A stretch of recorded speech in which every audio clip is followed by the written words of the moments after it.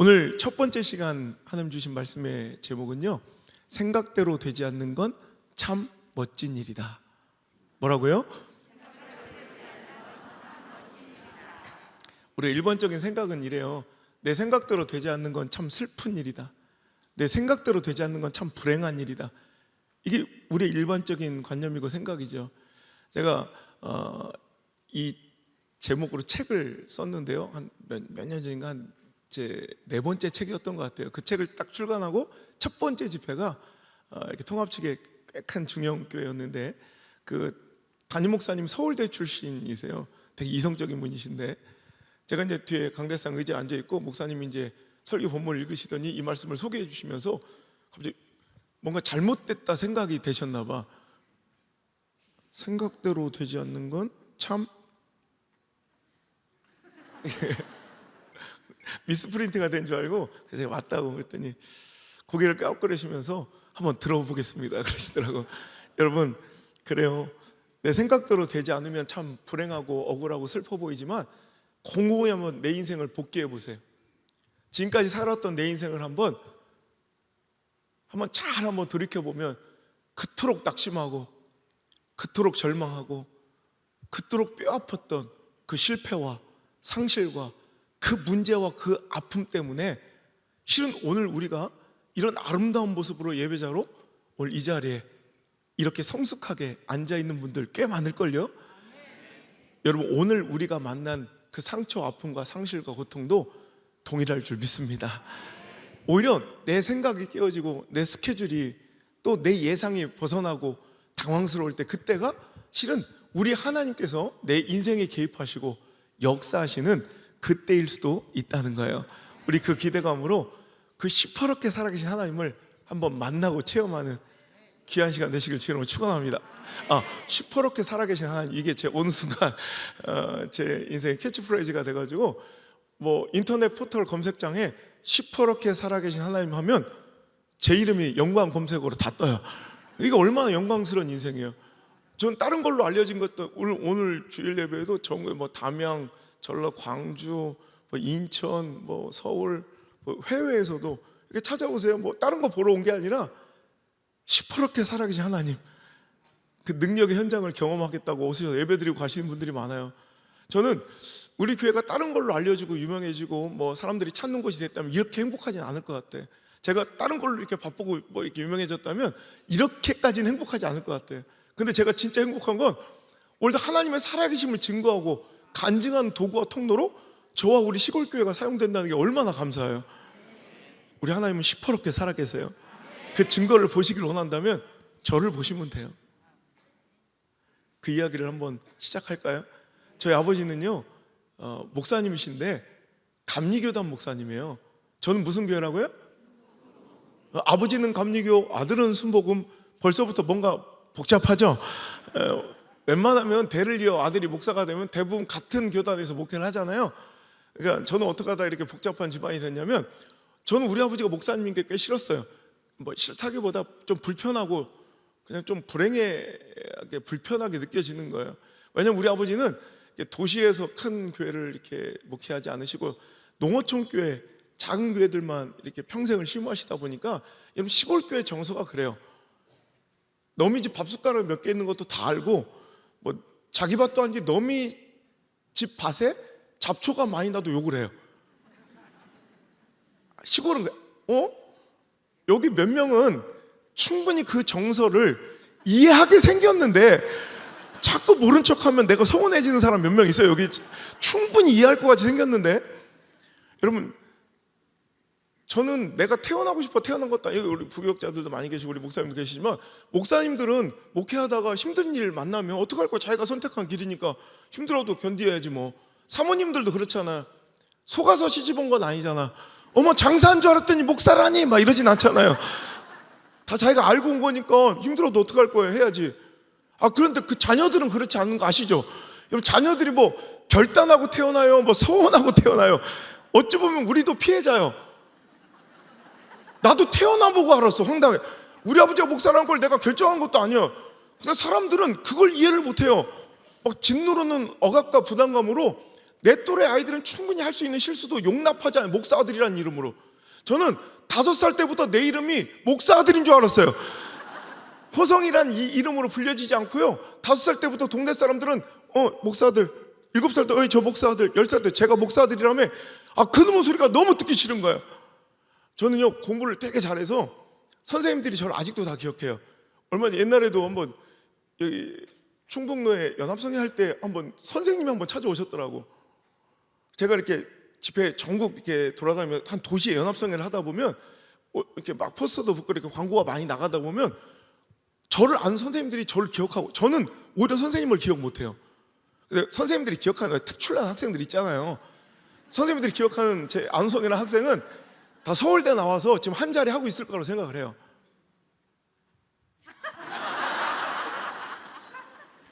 한국교회 지금 맞닥뜨린 도전과 문제는 코로나가 아니에요. 내가 볼 때 이 불신의 풍조예요. 진짜 이거 먼저 깨야. 코로나 아무것도 아니에요. 어느 순간부터 집회를 하면 여기만 눈알에 의심이 가득 차서 이렇게 이 불신의 풍조가 깨져야 뭐가 역사가 벌어져요. 저 뒤에 계신 분들은 모를지 몰라도 이 앞에 계신 분 보세요. 제 눈알에 총기가 있나 없나 알지도 못하면서, 제가 막 연합성을 하고 있으면 가끔씩 선생님들이 찾아오셔서, 교회도 안 다니는 분이 한 번은 선뜻 교회를 못 들어오시는 거예요. 교회를 안 다니니까. 근데 자기 제자 같다는 생각이 든 거예요. 이렇게 포스터 우연히 지나가다 보셨대. 저 놈은 서울대 와서 판사 검사쯤 하고 있을 거라 생각했던 놈이 이렇게 막 마이크를 들고 안성 목사 부흥성에 이러니까 그분 입장에서 그냥 당황스러운 거예요.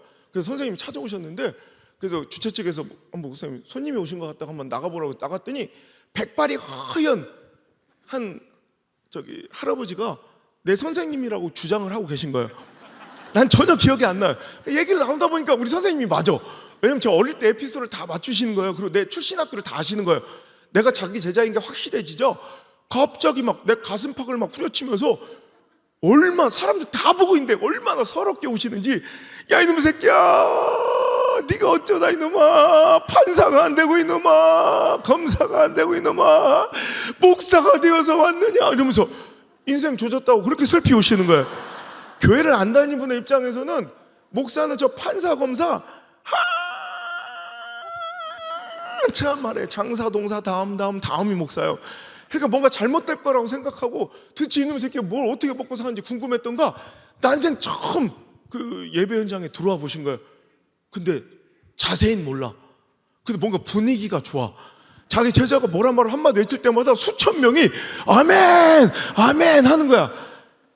그러니까 대충 뭐 자세히는 몰라도 뭔가 잘 풀린 것 같잖아요.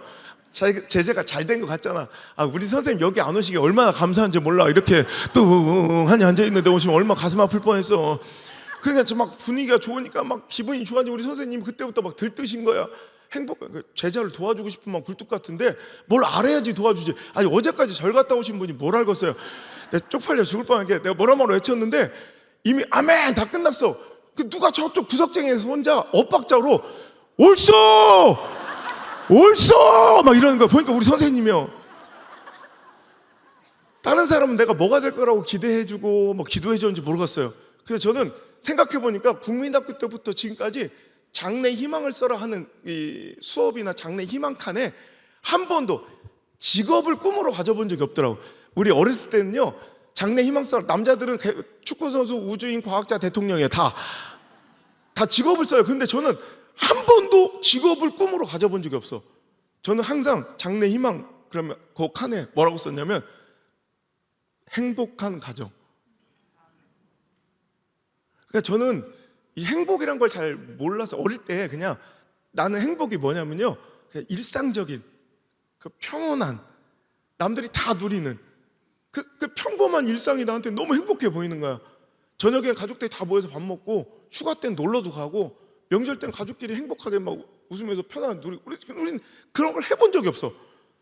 시골 교회는 원래 또 그래요. 또 이해할 것 같은데 또 모른 척 하기야? 여러분, 시골 교회는 목회만 잘하고 설교만 잘하면 되는 게 아니에요. 진짜 시골은 뭐 오만 걸 다 해줘야 돼. 속 아픈데 목사를 왜 불러? 속 아픈데. 그렇잖아요. 갑자기 새벽에 이 사택문이 막 박살나. 목사님 우리 소가 이상해, 우리 소가. 그럼 그 새벽에 아버지가 막 잠바 입고 알았슈 그러 나가. 난 그 새벽에 막 잠을 다 깨우쳐 그 집사님 권사님 오셔서, 그럼 난 지금도 이해가 안 돼. 궁금한 그때부터 도대체 우리 아버지는 소가 아픈데 이 새벽에 잠바를 입고 뛰어나가서는 도대체 뭘 하고 오시는가? 그죠? 소뿔을 잡고 기도를 하신가? 소 대가리 안수를 하시는가? 자기가 뭘 한다고 나가? 제가 이렇게 좀 알려지다 보니까 우리 아버지 옛날 목회 사역지에서 옛날에 신앙생활 하셨던 분들 연락이 이제 막 종종 와요. 그 중에서 얼마 전에 한 지역의 장로연합회 회장님이 연락 오셨는데, 뭐 자기 장로들 연합회 세미나를 좀 해달래. 그래서 일정이 안 된다고, 이제 일정이 지금 너무 밀려 있어서 안 된다고 거절했더니, 그래도 아무리 바빠도 그러면 안 돼요, 안드레 목사님 이래. 깜짝 놀랐어요. 제 어릴 때 이름이 안드레요. 누구세요? 그랬더니 이거 우리 아버지 목회했던 그 부여의 상곡교 아시죠? 거기 홍권사님 딸이요 이래. 그 따님이 장로님 되셔서 회장이 되셨더라고. 그래가지고 내가 너무 놀라서 뭐 얘기해서 내가 급히 일정 조정해서 그 연합회를 해줬단 말이야. 근데 그분이 그런 얘기를 하대. 옛날에 이런 일이 있었다고. 그러면서 지금 누나라고 부르기도 좀 징그러워. 이제 할머니가 다 돼서. 옛날 누나라 불렀었는데 분명히. 그 홍권사님이라고요. 그 동네에서 가장 못 사는, 가장 가난한 그 과부가 두 딸을 키우는 거야. 근데 그 두 딸이 지금 다 장로가 됐어요. 어느 정도 잘 된지 알겠지? 여자가 장로 둘 다 그 동네에서 이제 제일 잘 사는 집이 됐어요. 여러모로. 근데 정말 아버지가 아직도 그 홍권사님 얘기하면 눈물 흘려요. 너무 고맙고 사랑스러워서. 그 어렵고 가난한 그 가정에서 그 먼 길을 새벽마다 달려 종치는 건 홍권사님 몫이요. 땡 키도 요만한 분이 땡 치다가 갑자기 없어져 보면 빨리 올라가서 우리 휴거 앉아, 휴거 올라가 버리고 막 옛날 별일 다 있어요. 새파랗게 젊은 것들은 몰라요. 우리 저처럼 연세가 지긋해 아는 얘기예요 이게. 그런데도 그렇게 교회를 사랑하고 섬기고 주의 종을 얼마나 잘 섬겼는지, 우리 아버지가 아직도 설교할 때 정말 교회를 사랑하고 주의 종을 섬긴 자의 축복을 얘기할 때 그 가정을 제일 많이 얘기하는데, 그 홍권사님 그 가정에 문제가 있는 게 유일한 가장 가난했으니까 전 재산이 돼지 새끼 한 마리야. 근데 그 동네에 돼지 콜레라가 창궐한 거야. 그러니까 그 돼지가 어느 날 걸린 거, 안 걸린 게 아니라 이미 걸렸어. 이렇게 애가 이렇게 서있지를 못, 이렇게 서있지, 걸린 거에 분명 걸렸어. 근데 홍권사님이 급한 마음에, 그때 우리 아버지 전도사 시절이에요. 아직 목사 안수 안 받았는데, 전도사님 우리 돼지가 이상해요. 우리 아버지가 달려갔대.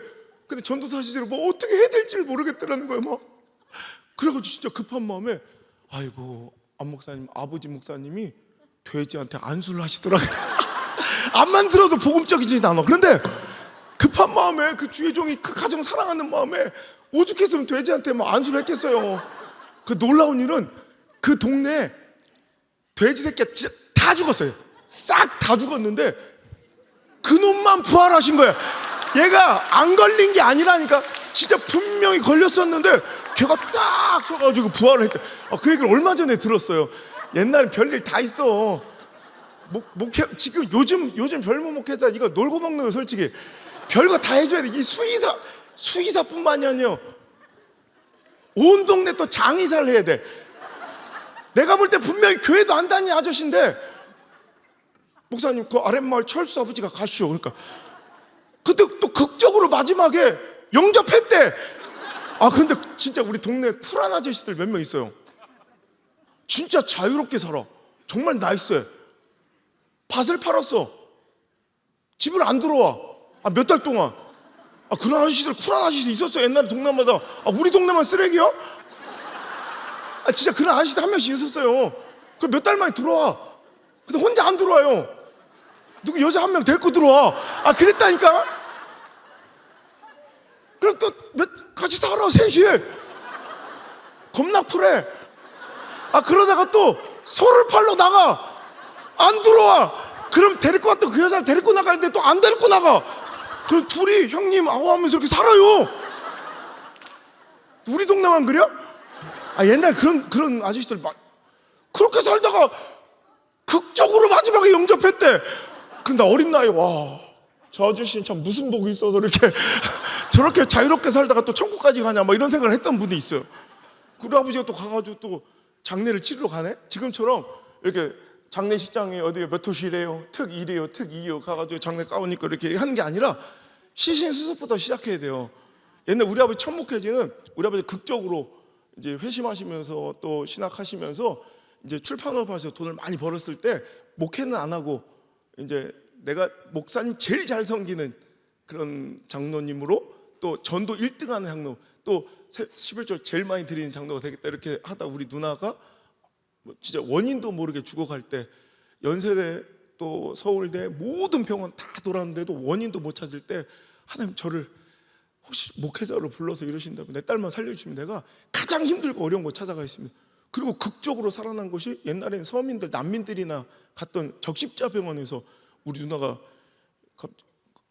거기서도 이제 못한다고 데려가라는데 아니 애가 죽는데 아버지한테 애를 그냥 데려가서 죽음을 보내는 게 말이 되냐 막 우리 아버지가 막 오열하고 있는데 한 의사 선생님이 그래도 우리 어쩔 수 없다고 그러고 막 그러는데 의사 선생님이 수술 마치고 나오다가 막 시끄러우니까 이렇게 쳐다본 거 뭐 이렇게 온 거야. 근데 갑자기 주사기를 그 애기 배에다 툭 준 거야. 고름이 쫙 나오더래. 바로 수술 들어와. 그래서 살았어 우리 누나가. 다리는 이렇게 휘어지고 애기는 못 날 거라고 얘기했는데 지금 애도 잘 낳고요. 겁나 잘 됐어요. 잘 살고 있어요. 뭐 다리도 뭐 이렇게 이쁜 편은 아닌데 소름 돋을 정도로 이쁠 편은 아닌데 그래도 뭐 잘 살아요. 그래서 아버지가 일부러 교회는 있는데 목회자가 없는 옛날 그런 게 많았죠. 영수제도도 있고 간절히 온 교회 몇 가정이 쓰러져가는 교회 지키며 목회자 오기를 간청하는 일부러 가장 힘들고 어려운 곳 만나면 내가 거기를 내 목회자로 삼겠습니다. 한 게 감리교단이라 거기서 이제 신대 갔더니 전기도 안 들어와, 버스도 안 들어와요. 그리고 오지의 마을이에요. 산 2개 타놓고 들어가면 무당들이 그 동네 모든 대소사를 관장하는 그런 동네들. 그 동네 사람들이 내가 이번에 연합성회하고 거기를 이제 금이 한양에 가봤어요. 그때 거기 그 목사님도 저를 다 아시더라고요. 오 텔레비 나오신 분 있는 막 이러더라고요. 근데 갔는데 그 동네 사람들 아직도 그런 얘기를 해요. 그 동네는요 6.25 동란 끝나고 6.25 있잖아요. 6.25 동란 끝나고 3년 뒤에 알았다는 거예요. 전쟁이 있었다는 걸. 야 이건 암만 생각해도 이건 뻥 같아. 원래 충청도 사람들이요 은근하게 뻥이 세요. 뭐 이렇게 적극적이진 않은데 은근하게 뻥을 써요. 하여튼 그런 동네인데 우리 엄마 아버지가 갖고 온 가전제품이랑 냉장고란 물건 난생 처음 봤대. 다 냉장고만 있으면 뭐하냐, 전기가 없는데 찬장이야 찬장. 그냥 그런 동네에서 아저씨 돌아가시면 이제 병풍 뒤에 관 놓고 진짜 3일장 치르면 한나절이면 시신이 부패해가지고 막 썩은 물이 나온다고. 근데 염을 해야 돼. 골방에 갇혀서 그러면 가족들도 막 살이 떨어지고 막 그러면 가족들도 뛰쳐나가는데 목사는 뭔 죄야? 그 혼자 갇혀서 은혜로 해온 거야. 은혜로. 또 염도 똑같이 이렇게 염하신 분이랑 똑같이 하면 안 돼. 목사는 달라야 되는데 시신을 이렇게 묶을 때요 그냥 묶으면 안 돼. 가끔씩 가랭이로 빼가지고 여기다가 십자가로 묶어줘요. 이게 기독교식 염이래. 우리 아버지가 그것도 전문가요. 아버지 진짜 그거 되게 잘해서 세미나도 많이 하셨어요. 이렇게 젊은 목회자들이 갑자기 담임돼서 갔다가 갑자기 이제 그런 일 당하면 당황해서 시신도 못 만지는 거니까 그러니까 이제 실습처럼 아버지가 책도 내시고 몇십 명씩 앉혀놓고 이제 실습 위주로 이렇게 자 유가족한테 이렇게 고개를 들어서 보여주고 말어 계속 말어. 십자가 묶어 매듭 다 그렇게 실습을 하실 때마다 항상 우리 아버지 앞에 널찍한 테이블이 놓여 있었단 말이에요. 거기에 항상 우리 엄마가 다소가시도 우리 엄마가 이렇게 두고 계셔. 우리 엄마가 시체요. 아마 전 세계에서 자기 엄마 염을 300번 이상 본 사람은 나밖에 없어요. 도대체 우리 아버지 수의사에 장의사에 또 그것뿐인 줄 알아요? 온 교회 온 동네 아버지 없는 집안의 아버지 역할, 자식 없는 집에 자식 노릇 해주느라고 너무 열일하시고 바쁘신 거야. 우리 아버지 은퇴하시는 그 해까지 우리 교회 아버지 없는 가정 있죠. 그 가정의 아버지 역할 그 자리에 가 계셨어요. 걔 기죽지 말라고 꽃다발 사서 걔 졸업식에 꼭 가서 걔 짜장면 사주고 걔 사진 찍어주고 그러느라고 제가 국민일보에 연재하다가 한 20주 하다가 국민일보에서 아버지랑 찍은 사진, 특히 졸업사진 같은 걸 보내달래. 한 장도 없더라고. 나 그때 처음 알았어. 진짜로 내 졸업식엔 한 번도 못 오신 거야. 그러니까 나는 이런 게 싫었어요. 그래서 빨리 난 자유롭고 일상적인 삶이 살고 싶었던 거야. 저는 어떤 분야든 최고가 될 자신이 있었어요. 그러니까 저는 그냥 가서 내 가족 잘 이제 돌보고 뭐 이렇게 자유롭게 살고 싶은데 엄마 아빠는 이제 신학하기를 은근히 원하시죠. 고3 때도 모의고사 볼 때 항상 이제 우리 아버지가 감리교 목사님이니까 이제 감신을 썼단 말이야. 항상 수석하죠. 근데 도저히 못 가겠는 거. 마지막에 그래서 그때 이제 결단한 게 제가 이제 94학번이거든요. 그래서 수능을 2번 본 유일한 세대예요. 그래서 첫 번째 완전 쇼부를 다 봐놓고 나 얘기는 이따 해요. 내가 알려줄 테니까 뭐 이따 알려줄 테니까 94학번이라니까 뭐 좀 난리가 나서 눈알이가 돌아가고 지금 도대체 저놈 새끼가 몇 살인가 지금. 본질에 집중해야 되는데 하여튼 그래가지고 제가 부모님 원하신 대로 신학을 안 할 거면 나 이제 경제적으로 부모님께 독립하고 목회자 가정을 이제 탈출해야겠다.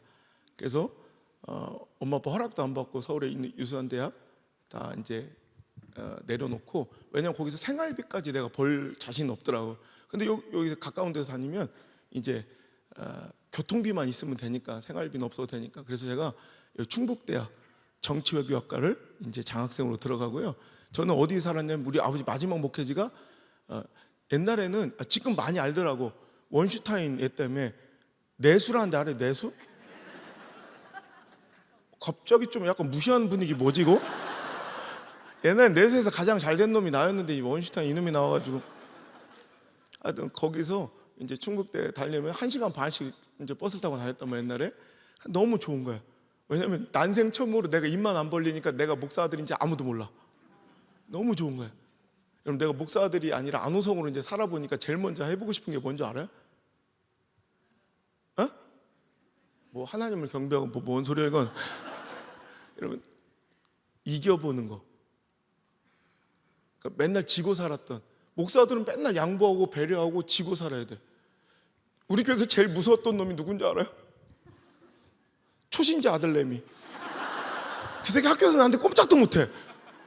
분명히 걔가 잘못했는데도 아버지한테 질질 끌려가서 걔한테 사과하래. 얘 교회 안 나오면 어떡할 거냐고. 초신자가 제일 무섭잖아. 오늘 제가 이렇게 여러분 그 큰 대형 교회들도 막 줄을 서서 기다리고 몇 년을 기다리고 막 그러는데 저는 오늘 뭐 하다 온 줄 알아요? 그 샘핑 초신자 1년 된 자매 교회 안 나온다고 뭐에 삐져가지고 그래서 막 내가 잘못했어. 미안해. 돌아와줘. 기다릴게. 이렇게 구지부지하게 살아. 나와서야 갑이지. 내가 들어가서는 아직도 한영화돼. 이게 똑같은 거야. 그러니까 나는 이제 난 이렇게 살기 싫은 거야. 이제 난 목사 아들이 아니라 안우성으로. 그때부터는요 막 뭔가 이게 억누렸던 게 막 폭발했는지 막 사춘기가 늦게 왔는지 막 이 뭔가 분노심 막 이런 게 막 많았던 것 같아. 조금만 거리적거리면 막 다 두드려 패고. 왜냐면 너무 상처가 많은 거야. 왜 할렐루야요? 나 이상한 분위기에서 자꾸 할렐루야가 터지니까. 혹시 우리 엄마요? 아니지? 눈이 안 좋아서 우리 엄마 온 것 같은데 혹시?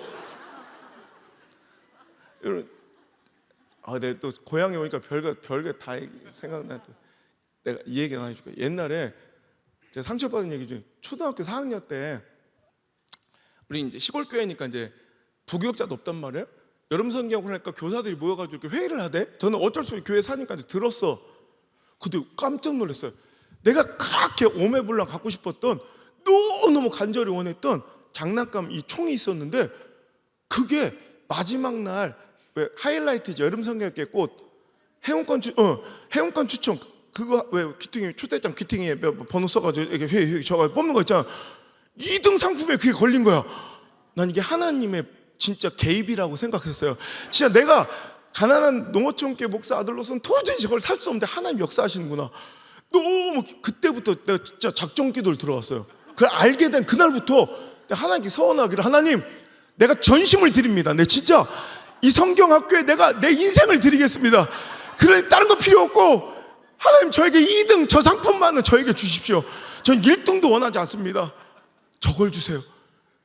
아직도 생각나. 그 주제가, 여름 성격 주제가 성령의 9가지 열매였어요. 진짜 얼마나 내가 막 새벽 기도도 막 크게 막 최선을 다했어. 최선을. 그리고 마지막 하나님이 다 보셨겠지. 하나님이 다 보셨겠지. 마지막 날 회원권 추첨 시간이 됐는데 뭐 5등 4등 이런 필요도 없어. 그때도 주여 2등 기도하고 있었어요.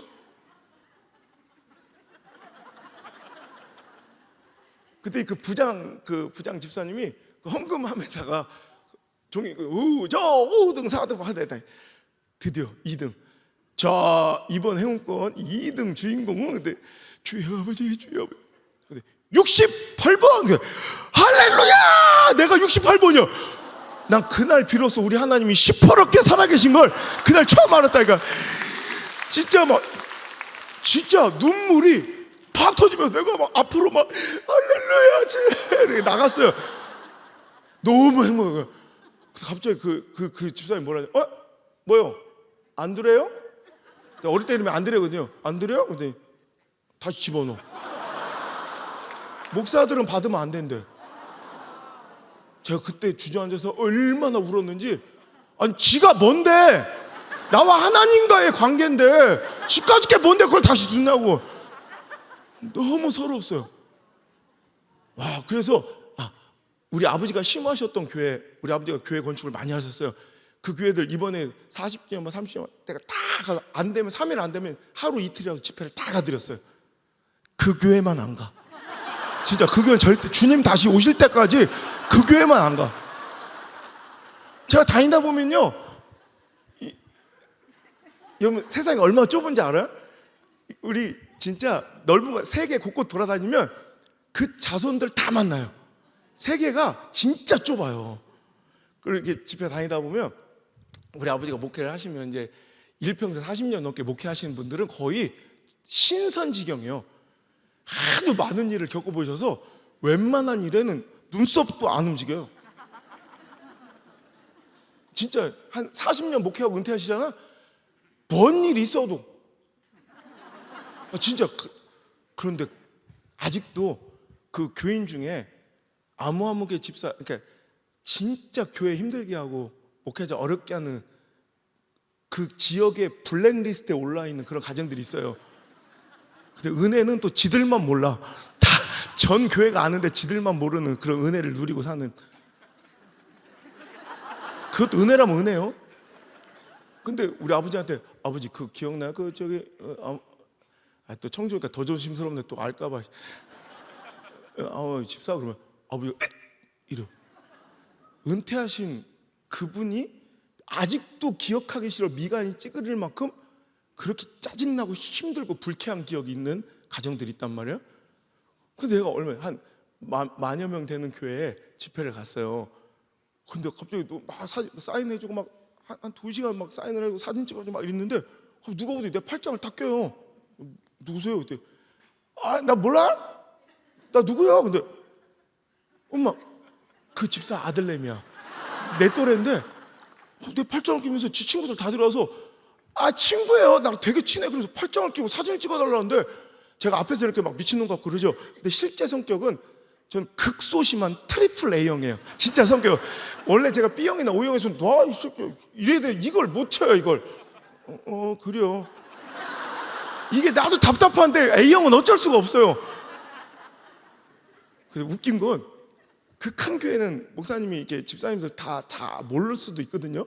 근데 혹시나 해서 그 담임 목사님 물어봤단 말이야. 혹시 그 아무개 집사 아닐까? 이래. 와, 지혜비랑 똑같이 살더라고. 난 너무 무섭대. 그런데 사진 찍는데 저 성격 있는 사람이에요. 그냥 찍어주지 않아요. 저 성격 있어요. 찍을 때 사람들은 제가 어떤 때는 한 1시간 넘게 이렇게 찍자 그러면 손이 벌써 이렇게 떨려요. 이렇게 직업병인데 항상 웃고 있고 이렇게 막 찍는단 말이에요. 계속. 근데 그놈이 팔짱 끼고 막 지 친구들 데려와서 막 나랑 친하다고 막 친한 척하고 찍잖아. 그러면 찍긴 찍어줘야 돼. 그럼 찍을 때 지금도 해가 꽂아야 죽겠어. 절대 있잖아. 이렇게 찍잖아. 그런 놈들 만나면 절대로 나는 이 손가락을 활짝 펴지 않고 그 놈들은 상상도 못했을 거야. 절대 이거 펴주지 않아요. 나 성격 있는 사람이에요. 하여튼 간에 이렇게 대학교 와서 이제 막 지는 게 싫어서요. 하여튼 조금만 이렇게 좀 이렇게 부딪히거나 또 눈빛이 좀 안 좋고 그냥 선배고 뭐고 막 다투러 패는 거야. 그러니까 지금은 상상도 못 하시겠죠. 이게 온유한 천사가 이거 양 같잖아요. 저는 지금. 근데 진짜 여러분이 뭘 상상하시든 진짜 그 이상의 쓰레기로 아이고 저 본점통을 누비면서 얼마나 진짜 부끄럽게 살았는지. 한 번은 몇 해 전에 조직폭력, 대구의 조직폭력배 하나가 전화가 왔어요. 깜빵에서 출소해서. 깜빵에서는 종교 TV하고 일부 프로그램밖에 못 보는데 저를 봤나 봐. 그랬더니 저를 기억하고 너 많이 출소했더라? 네 과거를 폭로하겠다고 협박장 온 거예요. 진짜. 그래서 내가 출판사에 전화를 했죠. 출판 잠깐만 정지해달라고. 내가 저기 좀 더 첨가할 게 있다고. 그래서 그날 호텔방에서 한 챕터를 더 썼어. 나는 쓰레기였다. 그래서 한 챕터를 더 넣었어요. 남이 하면 협박이지만 내가 하면 간증이에요. 근데 간증해버리고 만 거야. 그때 청주 올 때는 되게 조심스러워요. 가끔씩 저한테 맞았던 분들이 있어. 그래가지고 옛날에도 저기 청주 동부 지역 연합성에 하다가 한번 그런 분을 만나가지고 저한테 맞아가지고 지금 상당 뭐지 무슨 병원 앞에 육교 있었는데 남궁병원 그 앞에 육교에서 나한테 수술을 맞아서 몇 달을 입원해 있었대. 때린 놈은 기억도 안 나나 봐 이래. 그래가지고 내가 어떻게 하면 화를 푸시겠습니까 했더니 제 책에 다 사인을 해서 선물로 달래. 그리고 자기 사업장에 가서 축복기도를 해달래. 그래서 갔더니 해필 블루베리 농장에 내 블루베리한테 안수를 해봤네. 우리 아버지 차라리 돼지 새끼가 나. 블루베리한테 안수를 또 다 해주고 혹시 그런 또 이런 막 흑역사가 또 좋은 점도 있어요. 혹시 보신 분 있나 모르겠다. TV는 사랑을 싣고 알아요 혹시? 혹시 TV는 사랑을 싣고에 가수 홍경민 편 보신 적 있어요? 그 홍경민이 자기 인생 어둠에서 빛으로 절망에서 희망으로 자기를 이끌어준 자기 인생에 영웅이 있다고 하면서 찾아온 목사가 있어요. 그게 저예요. 근데 거기서 나온 교회는 우리 교회가 아니고 뭐 청주에 있는 어떤 교회 하나 섭외해서 막 급하게 김용만 씨가 갑자기 저도 일정을 내기가 힘들고 거기들도 일정을 겨우 하나 냈는데 김용만 씨가 발이 부러지면서 급하게 우리 교회까지 못 와서 내가 막 집회 가는 중에 하나 섭외해가지고 그냥 급하게 찍느라고 이제 거기서 찍었는데 거기서 홍경민이 막 그러더라고.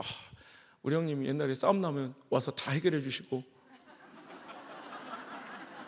자기가 술 먹고 싶다고 삐삐를 치면 그 야심한 밤에도 홀로 뛰어와 쇠톱으로 쇠창살을 기숙사에 갇혀있는 저를 쇠창살을 끊어내서 자기를 구원해 주셔서 소각장에 숨겨놓은 돌판을 꺼내다가 전공 서적을 태워 삼겹살을 거주시던 우리 형님 이렇게 개차반으로 살았어요. 근데 그게 그때는 행복인 줄 알았어요.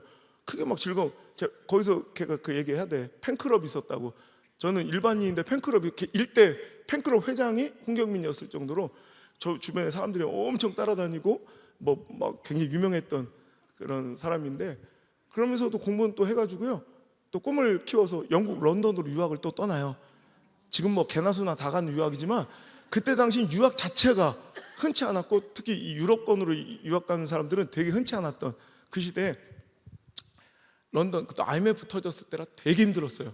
환율이 막 너무 힘들어서 그래서 있던 유학생들도 들어갈 판인데 거기서도 또 홀로 버티는 거야. 그러니까 아르바이트를 할 수 있는 그 유학생들의 그 시간이 있는데 그 이상을 해야 되고 또 법적으로 허용되지 않는 험하고 위험한 일까지 맡아야 그 어려운 환경 속에서 그 물가 비싼 런던 한복판에 살아남을 수 있으니까 그러면서 또 지기 싫으니까 전 승부욕이 엄청 강해서 또 공부도 해야 되니까 막 영어도 배워야 되고 익혀야 되니까 막 점점 잘 시간도 부족하고 몸이 막 힘들어지는 거예요.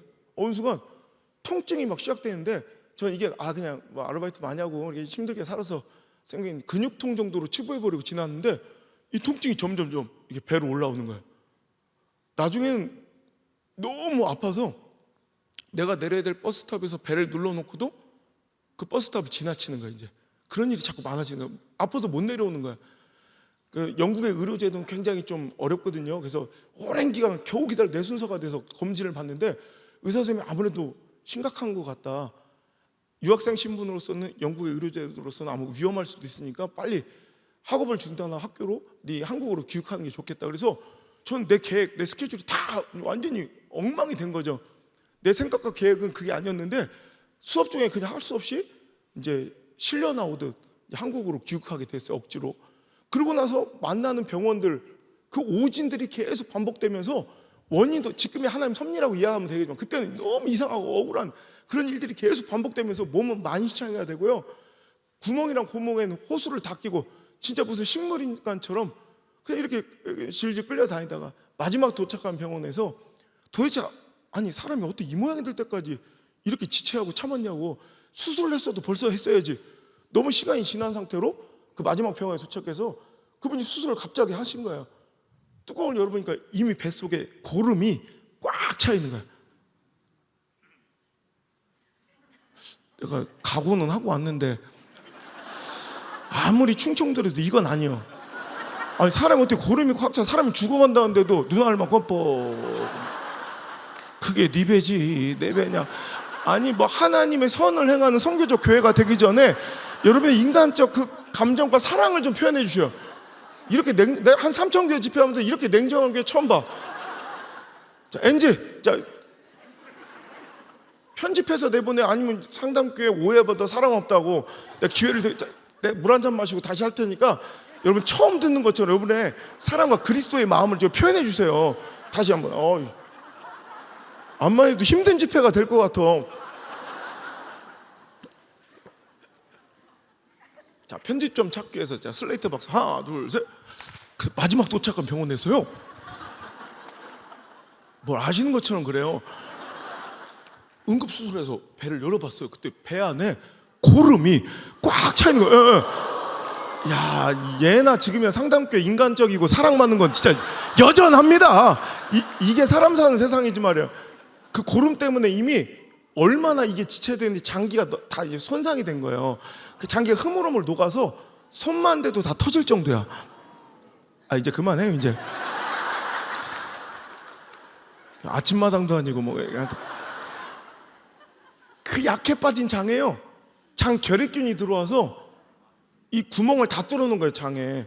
우리나라는 장 결핵은 이미 60년대 없어졌는데 그 정도로 심각해져서 의사 선생님이 일반적으로 복막염이나 이렇게 배 안에 고름이 가득 차 있을 경우에는 이게 장기를 다 드러내고 깨끗이 고름을 제거하고 넣고 꼬매야 되는데 그럴 수가 없는 게 만질 수가 없대요. 장기 다 터진다고. 그러니까 보호자한테 얘기하고 그냥 뚜껑을 덮는 거야. 다른 데서 다 이제 이미 지체돼서 왔는데 자기가 이제 덤탱이를 쓰는 거야. 의료사고 터질까 봐. 근데 그냥 배 안에 고름이 꽉 차 있는데 계속 장기를 손상시키고 그냥 닫을 수 없으니까 임시여보 여기다가 이제 지금도 만져. 여기 구멍을 하나 뚫어놓은 거예요. 장로님 한번 만져보실래요? 여기 만져. 그죠? 예. 알았어. 이따가 내 계단 앞에 이렇게 서 있을 테니까 이따 와서 줄 쭉 서서 한 번씩 만져. 뭐 돈 드는 것도 아니고.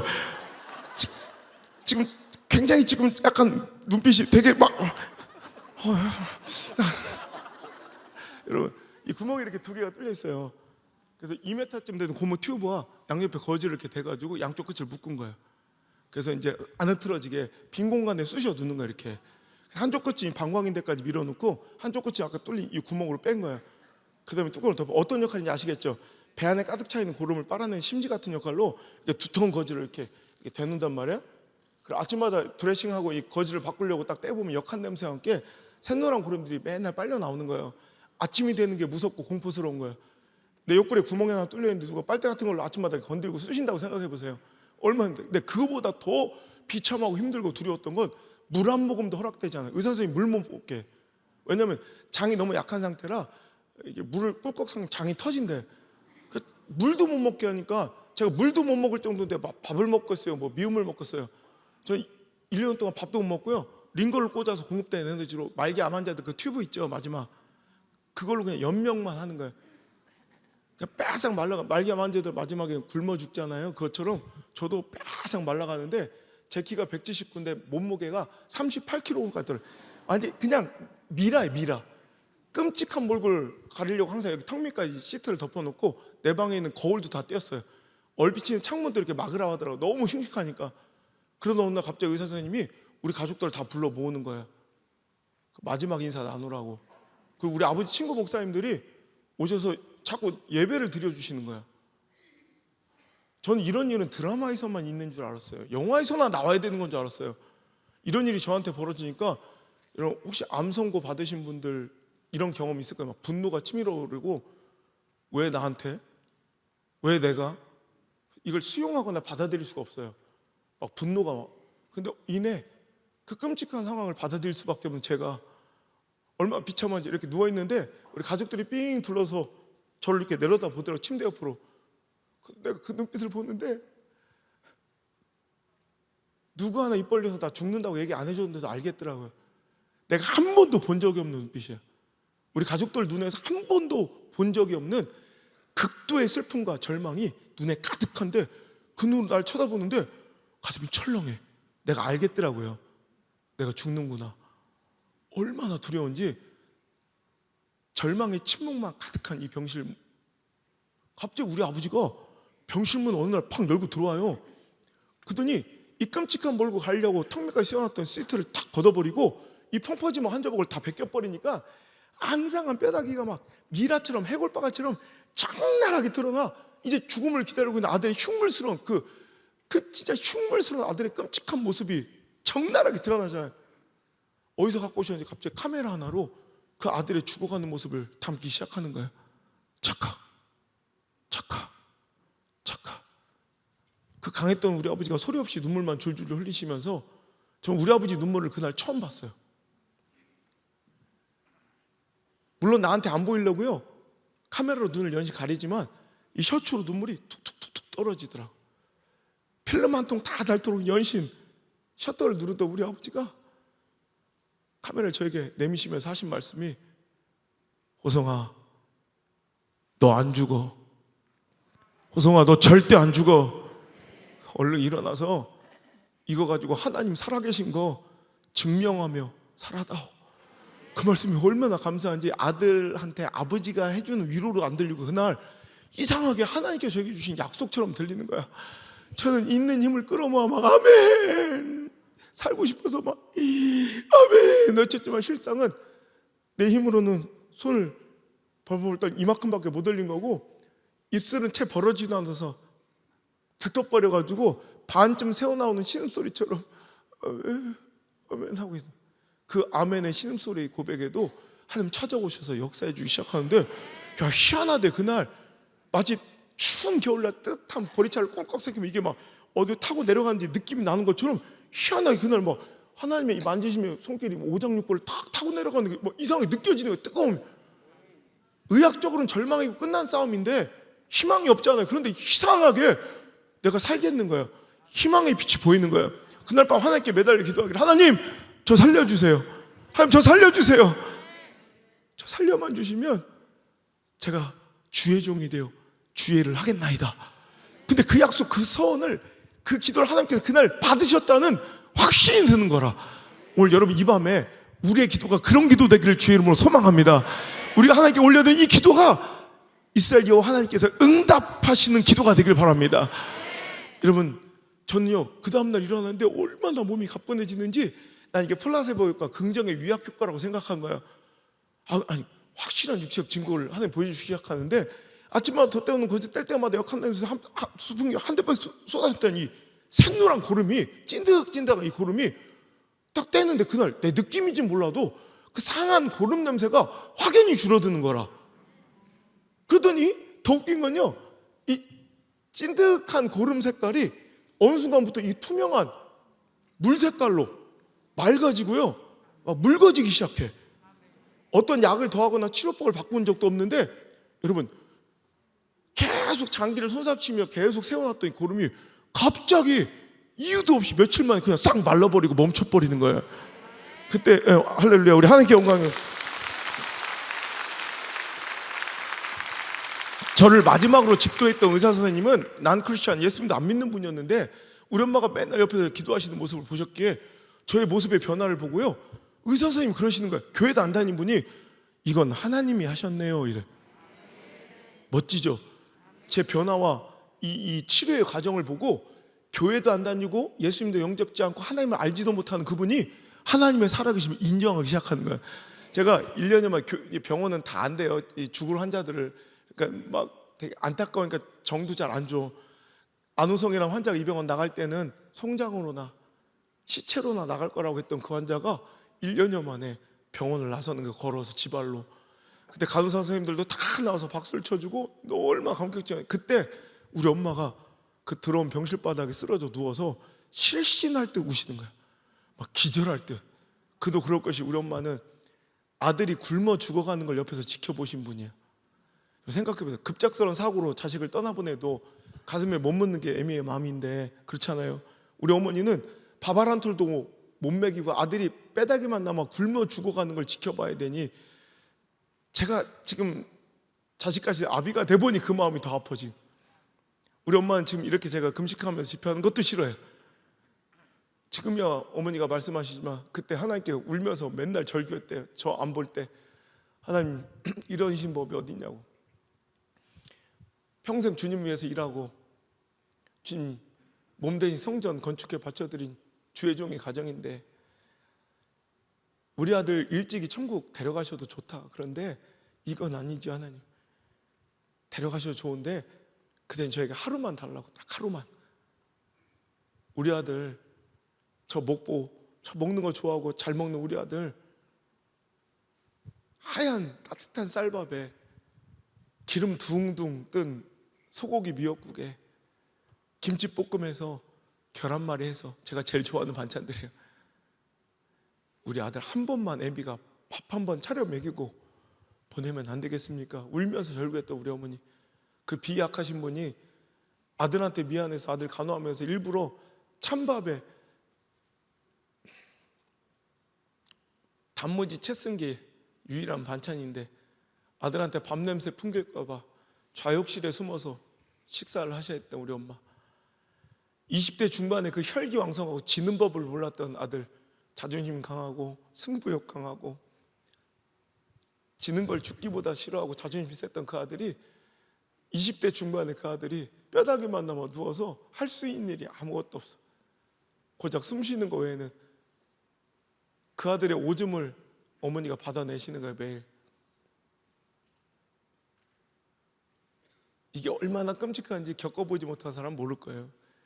연로하신 부모님의 대소변을 자식이 받아내는데 해도 부모님 입장에서 싫을 것 같은데 제 입장에서 20대 중반에 그 혈기왕성했던 놈이 어머니 손에 의거해서 오줌을 받아내는 거야.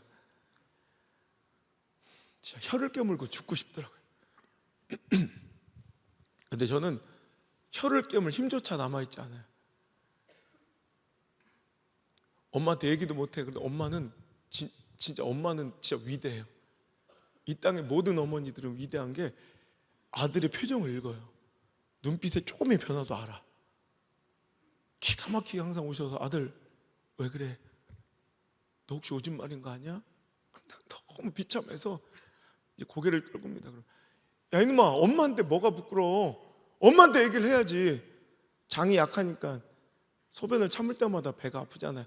엄마는 자기를 자책하는 거예요. 속상한 거예요. 자기가 더 빨리 알아차렸어야 되는데 그럼 몇 초라도 몇 분이라도 우리 아들 좀 덜 아프게 해줄 수 있었는데 그럼 자기를 책망하면서 창가로 가서 깨끗이 말려놓은 소변통, 플라스틱 소변통 손잡이 달린 그거를 가져와서 주섬주섬 이제 제 옷을 내리고 오줌을 받기 시작하면 전 너무 끔찍하고 그럼 저는 할 수 있는 일이 고작 고개를 이렇게 떨궈서 그걸 안 보는 거예요.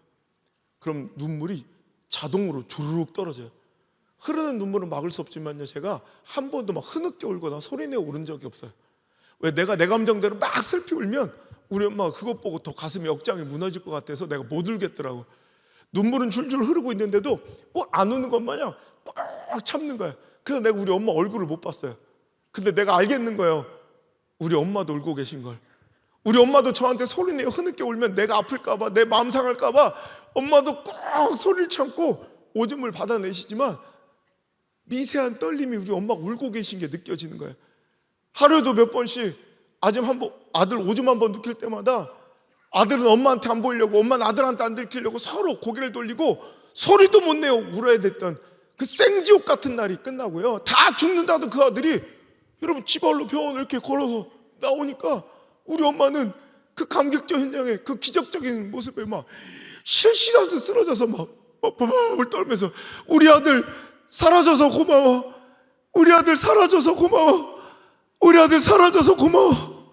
그 엄마와 함께 병을 일어서 나서는데요, 그날 얼마나 날씨가 좋은지요.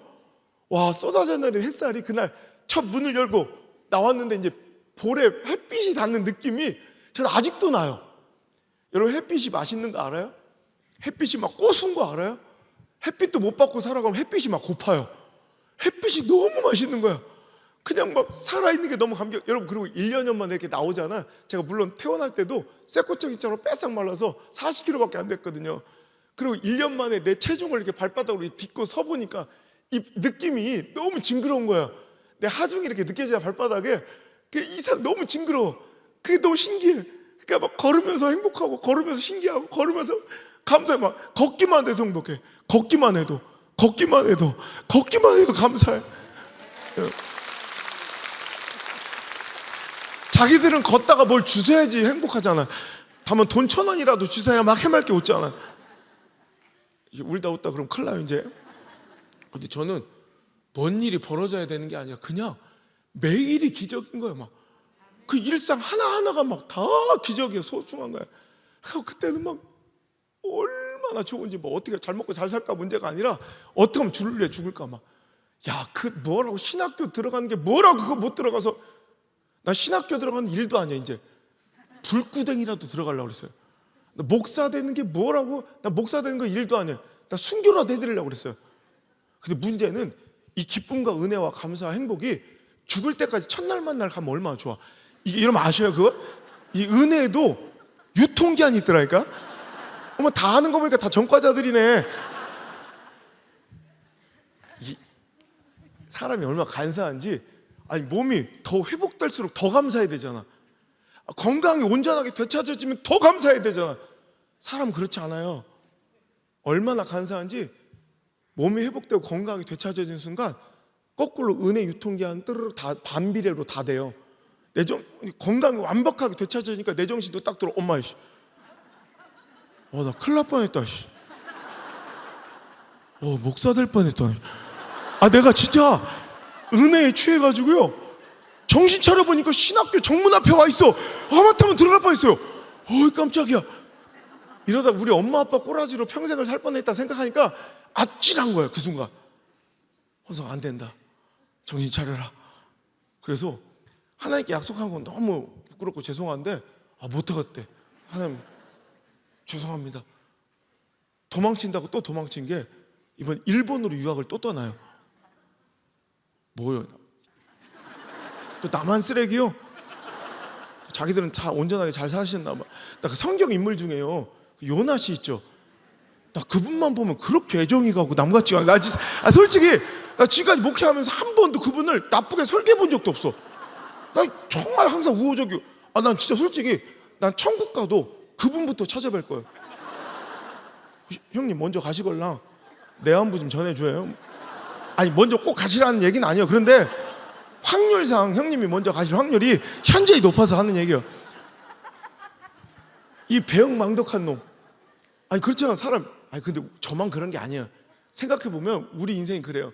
어떤 문제로 오늘 주어진 맞닥뜨린 상황 때문에 매일 이렇게 간절해요. 하나님 살려만 주시면, 하나님 살려만 주시면 하던 자들이 이제 살만해지면, 그죠? 지금 당신 영적 상태가 그렇지 않습니까? 살려만 주시면 하다가 살만해지면 또 환경 따라, 처지 따라, 지 감정 따라, 지 소견에 좋은 대로 교만함이, 아집이 살아나고 있었다면 이번 집회 가운데 여러분 거룩한 방향 전환이 다시 한번 하나님께서 원하신 선하고 온전하신 그 길로, 그 뜻으로 다시 한번 회개하는 거룩한 영적 유턴이 일어나기를 주님으로 축원합니다. 그것만 해도 충분히 의미 있고 가치 있는 성회가 될 줄 믿습니다. 참 우리 하나님 좋으신 분이에요. 우리 감사할 것, 내일은 진짜 감사 우리 한 번씩은 합시다. 다른 특별한 어떤 일이 일어나는 것도 감사하죠. 실은 우리 하나님이 성품이 말이에요, 우리 정도의 인격이 아니신 거 얼마나 감사해요. 아니, 솔직히 우리 하나님 성품이 우리 정도다. 여기 몇 명이나 살아있겠어. 다 죽었지. 근데 우리 하나님은 진짜 좋으신 분이야. 진짜 사랑이 많으세요. 이 배은박덕한 놈, 저 같으면 인간적으로 난 꼴도 보기 싫고 내쳤을 것 같은데, 우리 하나님 일본 유학 시절에 저를 오히려 만나주시더라고요. 전 인격적으로 그때 예수님 영접, 저는 교회 맨날 살았어요. 목사 아들이에요. 주일 예배 한 번도 안 빠졌어요. 11조 계속 드렸어요. 그런데 난 예수 믿는 줄 알았는데, 여러분 진짜 이제 아버지 때문에 다니는 교회가 아니라, 여러분 사람들의 관심과 시선에 할 수 없이 떠밀려 서 있는 사역의 자리, 예배의 자리가 아니라, 진짜 내 안에 나의 하나님, 나의 예수님, 나의 성령님이 막 충만하니까, 아시죠? 막 얼굴도 마음도 기쁨 충만, 은혜 충만, 행복 충만, 낯사람 위야 너무 진짜 막 상황은 똑같아. 처지가 달라진 거, 형편도 달라진 거, 나아진 거 없어. 근데 그냥 예수님이 내 안에 계시니까, 예수님 때문에, 그 사랑 때문에, 날 위해 죽으신 십자가 때문에, 그냥 내 막 얼굴도 마음도 기쁨 충만, 은혜 충만, 감사 충만, 아싸비야, 쿵짝비야, 막 너무 좋아. 아시죠? 상황의 문제 아니에요. 당신의 분노는 상대방의 뭘 지각과 뭘 상식 아니에요. 그 예수님을 못 바라보고 있기, 저 십자가를 못 바라보고 있기 때문이죠. 진짜 그 예수님이 십자가가 내 안에 가득하니까 막 너무 좋아. 우리 하나님 막 너무 좋은데, 다만 목사만 안 지키시면 딱 좋겠더라고. 근데 그럴 리가 있겠습니까? 그때 제가 유학생들 사이에서 소문이 좀 잘못 나서, 제가 굉장히 좀 똑똑한 놈이라고 착각을 하시고, 대우라는 기업 망하기 전에 대우의 총괄 본부장이 저를 직접 이제 오사카까지 찾아오셔서 특별 스카우트 제의를 하세요. 근데 삼성의 총괄 본부장, 삼성 일본에 있는 총괄 본부장이 또 찾아오셔서 더 좋은 제의를 해주셨어요. 그러니까 대우가 또 와서 더 좋은 쪽. 그때 삼성이 또 와서 하다가, 경쟁적으로 하다가 삼성이 진짜 지금 생각해도, 근데 유학생들 사이에 몇 년 동안 회자될 정도로 엄청난 이런 사건이었거든요. 너무 이 매력적인 이 제의에 제가 그만 사인을 해버렸어요. 여러분, 자기들도 2023년도에 좋은 일 많고 원하는 일 가득 이루어지기를 소망하지만, 여러분 잘 아셔야 돼. 내가 좋아 보인다고 다 덥덥덥 주워 먹으면 안 돼요. 분별할 줄 알아야죠. 이게 진짜 하나님께서 나에게 하늘의 신령한 복인지, 아니면 마귀의 템테이션, 유혹인지를 분별할 수 있는 영적 분별력이 있길 바랍니다. 신앙의 양심이 은혜가 충만하니까, 차라리 은혜가 죽어버리면 신앙의 양심이 무뎌져서 찔림도 없어요. 죄책감도 없어요. 그죠? 회개기도 없어. 근데 이상하게 은혜가 충만하니까 신앙의 양심이 찔르는 거 살아서, 너 옛날에 약속할 때 서운했잖아. 신학교 안 갈까? 가만히 좀 있어봐. 너무 찜찜한데도 거절할 수 없는 너무 매력적인 제안에 사인을 하고, 약간은 찜찜하지만 막 변명하는 거예요. 막 나를 합리화시키는, 우리 그 짓거리 잘하잖아. 내가 일본 와서 정말 전도 많이 했어요. 유학 시절에 교회 한 번도 안 다녀본, 교회란 곳을 알지도 못한 일본 애들, 중국의 몽골 애들, 제가 26명을 전도해서 등록시키고, 막 진짜 정말 열심히 해서, 제가 모든 축복을 많이 주셔서 제가 거기 모든 주재원들 최고급, 최고 고위의 자녀들 내가 다 했거든요, 과외를. 그래가지고 뭐 돈도 많이 벌어. 그 친구들한테 다 썼어요. 그걸 잠깐 이제 만회해 보려고. 그러면서 내가 열심히 살았더니 하나님께서 주신 축복이 아닐까? 그리고 내가 그래, 기억나, 기도했지. 내가 살려만 주시면 주의 종이 된다고 했지. 그럼 뭐 목사만 주의 종이냐?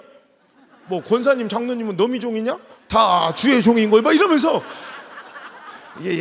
나 자신 합리화하는 게 아주 있어. 그러면서 이제 뭐 알면서 찔리면서도, 이제 유학생이니까 이제 하숙집에 들어가서 샤워를 했네. 딱 침대에 누웠는데 기가 막히게 거짓말처럼 그날 밤부터 배가 쫙 아프기 시작해요. 거짓말처럼 그날 밤부터. 근데 막 이 배가 막 아싸라게 놀랬어요? 그럼 졸면 안 돼. 내 집회는 앞으로 이런 거 2번 더 나와요. 괜히. 이제 제가 한 3천여에 집회하면서 심장마비 6분이가 돌아가셨어요. 7번째 희생자가 여기 상담교에서 안 나왔으면 좋겠어요. 저 바깥에 앰뷸런스 하나 있는데 그 자리가 당신 자리가 아니었으면 좋겠어요. 난 분명히 경고했으니까 졸다가 이제 죽으면 이제 자기 책임이요. 막 아싸리 아프면 되는데 이게 막 이렇게 확 아픈 것도 아니고요. 막 기분 나쁘게 뭐랄까 막 야리야리하게 아픈데 내 이 느낌을 아는 거예요. 2년 전 영국에서 배에 고름이 차들어갈 때 난 경험이 있으니까 그 느낌을 알잖아요. 너무 무서운 거야. 밤을 꼬박 새우고요. 근데 우리 장로님 한 분이 오사카에 의원을 하고 계신 분이 계셔서 그 병원을 찾아갔어요. 검진을 봤는데 이상한 결과가 나오는데 내 염증 수치가 일반인 정상치의 무려 70배, 80배, 100배, 120배 막 솟구치는 거 하루 만에. 그러니까 장로님도 안 되겠다고 빨리 종합병원 옮기자고 해서 오사카에서 가장 큰 그 종합병원으로 제가 이송이 돼서 거기서도 막 치료를 받는데 검사를 받는데 원인도 못 찾고 도대체 왜 그런지 모르겠는데 분명한 것은 이 정도의 수치고 이 정도의 증상이면 당신 뱃속에 고름이 꽉 차는 것 같다. 빨리 수술하자. 근데 놀라운 일은 제 간증집 시퍼렇게 살아계신 하나님 그 간증집에서 써있는 내용인데 나 너무 놀래. 언제라고요? 날짜를 딱 정해주는데 수술 날짜가 딱 정해졌는데 소름이 막 쫙 돋는데 해필 그 날짜가 내가 2년 전 수술 받은 똑같은 날 3월 20일 다다음 주에 저는 영적 생일로 이날 우리 교인들 다 그래서 그 주간은 제가 집회를 안 가요. 그 주간 하나님께 그냥 감사하고 기도하고 우리 교인들도 다 알아. 전 제 육적인 생일보다 영적인 생일을 더 귀하게 2번이나 살아나 하나님께서 생명 주신 날이라 그때 우리 교인들랑 함께 같이 이렇게 시간 보내면서 같이 은혜 나눈 시간 갔는데 와 이제 이 수술실 들어가면 하나님 내 생명 걷어가실 것 같더라고. 그래야 마땅하니까 너무 죄스럽고 무섭고 그때 이제 마지막 우리 제가 맡고 있는 요셉회라고 주재원들 혹은 유학생들 이렇게 모인 단체에 제가 회장을 했는데 다 오셔서 막 옆에 찬양을 불러주는데 그게 무슨 성결식 어제 이 병원 들어가면 나 죽을 것 같은 거야. 그래서 주여 살려주세요 막 기도도 못 하겠는 게 전 전과가 있잖아. 옛날에 한번 했었잖아. 미안해서 못 하겠더라고. 여러분 기도도 간절히 하고 부르질 수 있는 것도 축복이에요. 이따 기회 드리면 간절히 한번 부르짖고 하나님을 찾기를 바래요.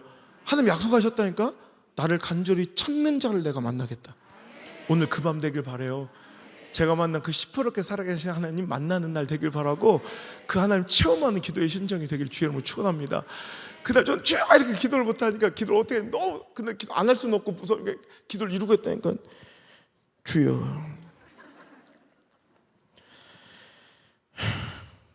답답하시죠? 저도 답답합니다. 주님 이름은 어떨까요? 그저 속는 셈 치시고 속는 셈 치시고 진짜 한 번만 더 살려주시면 이번 내가 진짜 목사 되겠습니다. 그래서 목사 이제 주의종 이런 거 안 하고 이 부끄럽고 민망하게 짝이 없는 기도를 하나 응답해 주고요. 저는 수술 중에 죽음을 경험했어요. 의학적 수치상으로 띠 죽음인데 하나님 극적으로 호흡을 주시고 생명을 연장시켜 심장이 다시 뛰어서 제가 의식을 회복하자마자 일본인 의사 선생님이 저한테 했던 첫 마디가 뭐냐면 너는 죽었었어 이러더라고요. 그래서 이렇게 살아 하나님이 주신 보너스 인생을 덤으로 살며 이렇게 당당하게 시대 가운데 우리 하나님은 지금도 이 시간에도 여러분의 삶에도 우리 상담교회도 시퍼렇게 살아계시다고 증명하고 있습니다. 할렐루야. 저는요 이제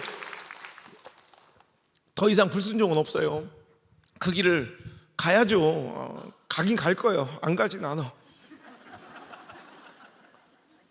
안 가진 않는데 그 원망스러움과 서운함 어쩔 수가 없더라고. 그렇잖아요. 교회가 얼마나 많아 한국에. 내 외국인 친구들이 놀러 오면 항상 이렇게 놀려요. 우리 아버지가 목사님인 거 아니까 한국은 공동묘지 같대.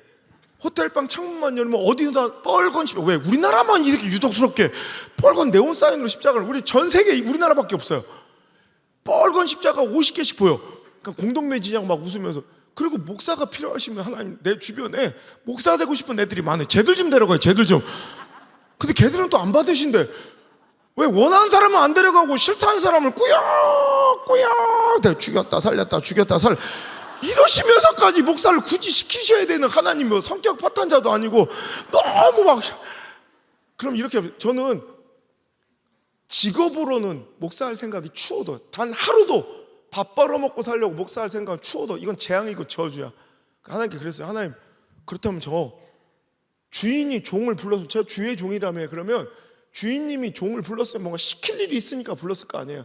그거 알려주세요. 그때부터 내 회복실, 일본의 병실은 야뽕나루트가 됐어요. 사명을 구하는, 내 인생의 목적을 구하는. 떼굴떼굴 구르면서 매일 밤 하나님과 씨름하는 거야. 그러다 어느 날 새벽 저에게 내 스스로 임의로 생각할 수 없는 3가지 비전을 심장에 팍 주시는데, 그 첫 번째, 교단주의 벽을 허물어라. 두 번째, 죽어간 침체는 한국교회 희망의 불씨가 될 것이다. 세 번째, 아직도 내 위로가 필요한 백성들이 많다, 교회들이 많으니 내 백성을, 내 교회를 위로하라. 이 3가지 비전을 딱 주시네. 지금은 여러분, 내가 미약하게나마 이런 일을 지금 하고 있으니까 여러분들 아멘하기 쉽지만, 솔직히 그 당시에 저를 안우성으로 돌아가 보세요. 말 같지도 않은 꿈 같은 얘기잖아요. 내가 뭔데 그런 대단하고 위대한 일을 할 수 있단 말인가. 가능성으로 보나 상황으로 보나 말도 안 되는 꿈 같은 일이지만 분명한 건 이거예요. 하나님 주신 말씀인 거예요. 이건 내 임의로 내 스스로 생각해낼 수 있는 계제가 아니야. 그러니까 하나님 주신 말씀인 거 분명한 내 심장에 오롯이 새기고요. 태어나자마자 주변 분들, 교수님들 다 말려 뿌리치고 저는 할 일이 있습니다. 무조건 그냥 한국으로 바로 교육해서 이 3가지만 붙들고 기도. 하나님 어떻게 하면 이걸 이제 하나님 내 인생은 이거 해서 살아야 되는데 어떻게 해야 될지 방향이, 구체적인 방안이 없는 거예요. 도저히 모르겠어요. 아무리 기도, 신학교 들어가야 되는데 2번 3번은 너무 어려워. 솔직히 내가 뭔데 한국교회 희망이 돼. 내가 뭔데 누굴 위로하겠는데. 내가 위로받고 싶었어요 그때. 근데 1번이 그나마 비교적 쉽더라고. 교단주의 벽을 허물어라. 내가 딴 교단 가면 되겠더라고. 그래서 우리 아버지가 무슨 교단? 그래서 내가 순복음에 왔어요. 제가 요즘에 뭐 공식적으로 제가 거절하면 공식화되지 않으니까 그런데, 아주 큰 대형 교회들에서 이렇게 담임목사 청빙이 여러 번 들어요. 교단을 초월해서. 그럼 제가 이제 거절하면 그럴 때마다 이제 물어보시는 분들이 있어요. 아, 목사, 그러면 감리교만 떠나면 됐지, 아예 우리 합동으로 오지 그랬냐, 우리 통합으로 오지 그랬냐, 우리 고신으로, 우리 성결로 오지 그랬냐, 우리 백석으로 오지 그랬냐, 왜 하필 많고 많은 교단 중에 순복음으로 갔냐. 근데 그때마다 하는 얘기인데, 내가 매년 가는데 여의도 순복음에서 하는 얘기니까 혹시 여기 관계자 있으면 막 이해하고 들으셔요. 그때 당시 내가 가장 싫어했던 교단이 순복음이에요. 그러니까 내가 제일 싫어하고 꺼려하고 나랑 안 맞는 곳을 간 거예요. 왜냐하면 저는 4살 때부터 책을 중독에 가깝게 읽어요. 그냥 그러니까 책을 어릴 때부터 그냥 책을 좋아해요. 첫 번째 집회는 할 수 없이 내 간증을 해야 되지만 실은 저는 말씀 집회를 좋아해요. 그래서 어느 순간부터 이렇게 논리적인 사고가 이제 머릿속에 박히는 거예요. 그러니까 이성적이고 논리적이고 합리적이고 객관적이지 않으면 그 대화도 섞기도 싫어. 그러니까 이런 이성적이고 논리적이고 객관적인 사람들에게는 원색적인 성령운동이 이해가 되지 않는 거예요. 아주 비합리의 극치였고 비논리의 핵심, 그것도 신비주의적 활동가들처럼 보였던, 나랑 상종을 못할 것처럼 여겨졌던 이런 제가 원색적인 성령운동의 전파자가 되었으니 이 자체가 기적이에요. 이미 그때 저는요, 내 인생을 바꿔놓은, 내 인생에 큰 영향을 끼친 5분의 목사님 중에 한 분이 후안 카르로스 오르티지 목사님이라는 분인데, 저는 원래 설교 방송도 듣죠. 기독교 방송을 보지도 않아요. 제가 나온 프로도 한 번도 본 적도 없어요.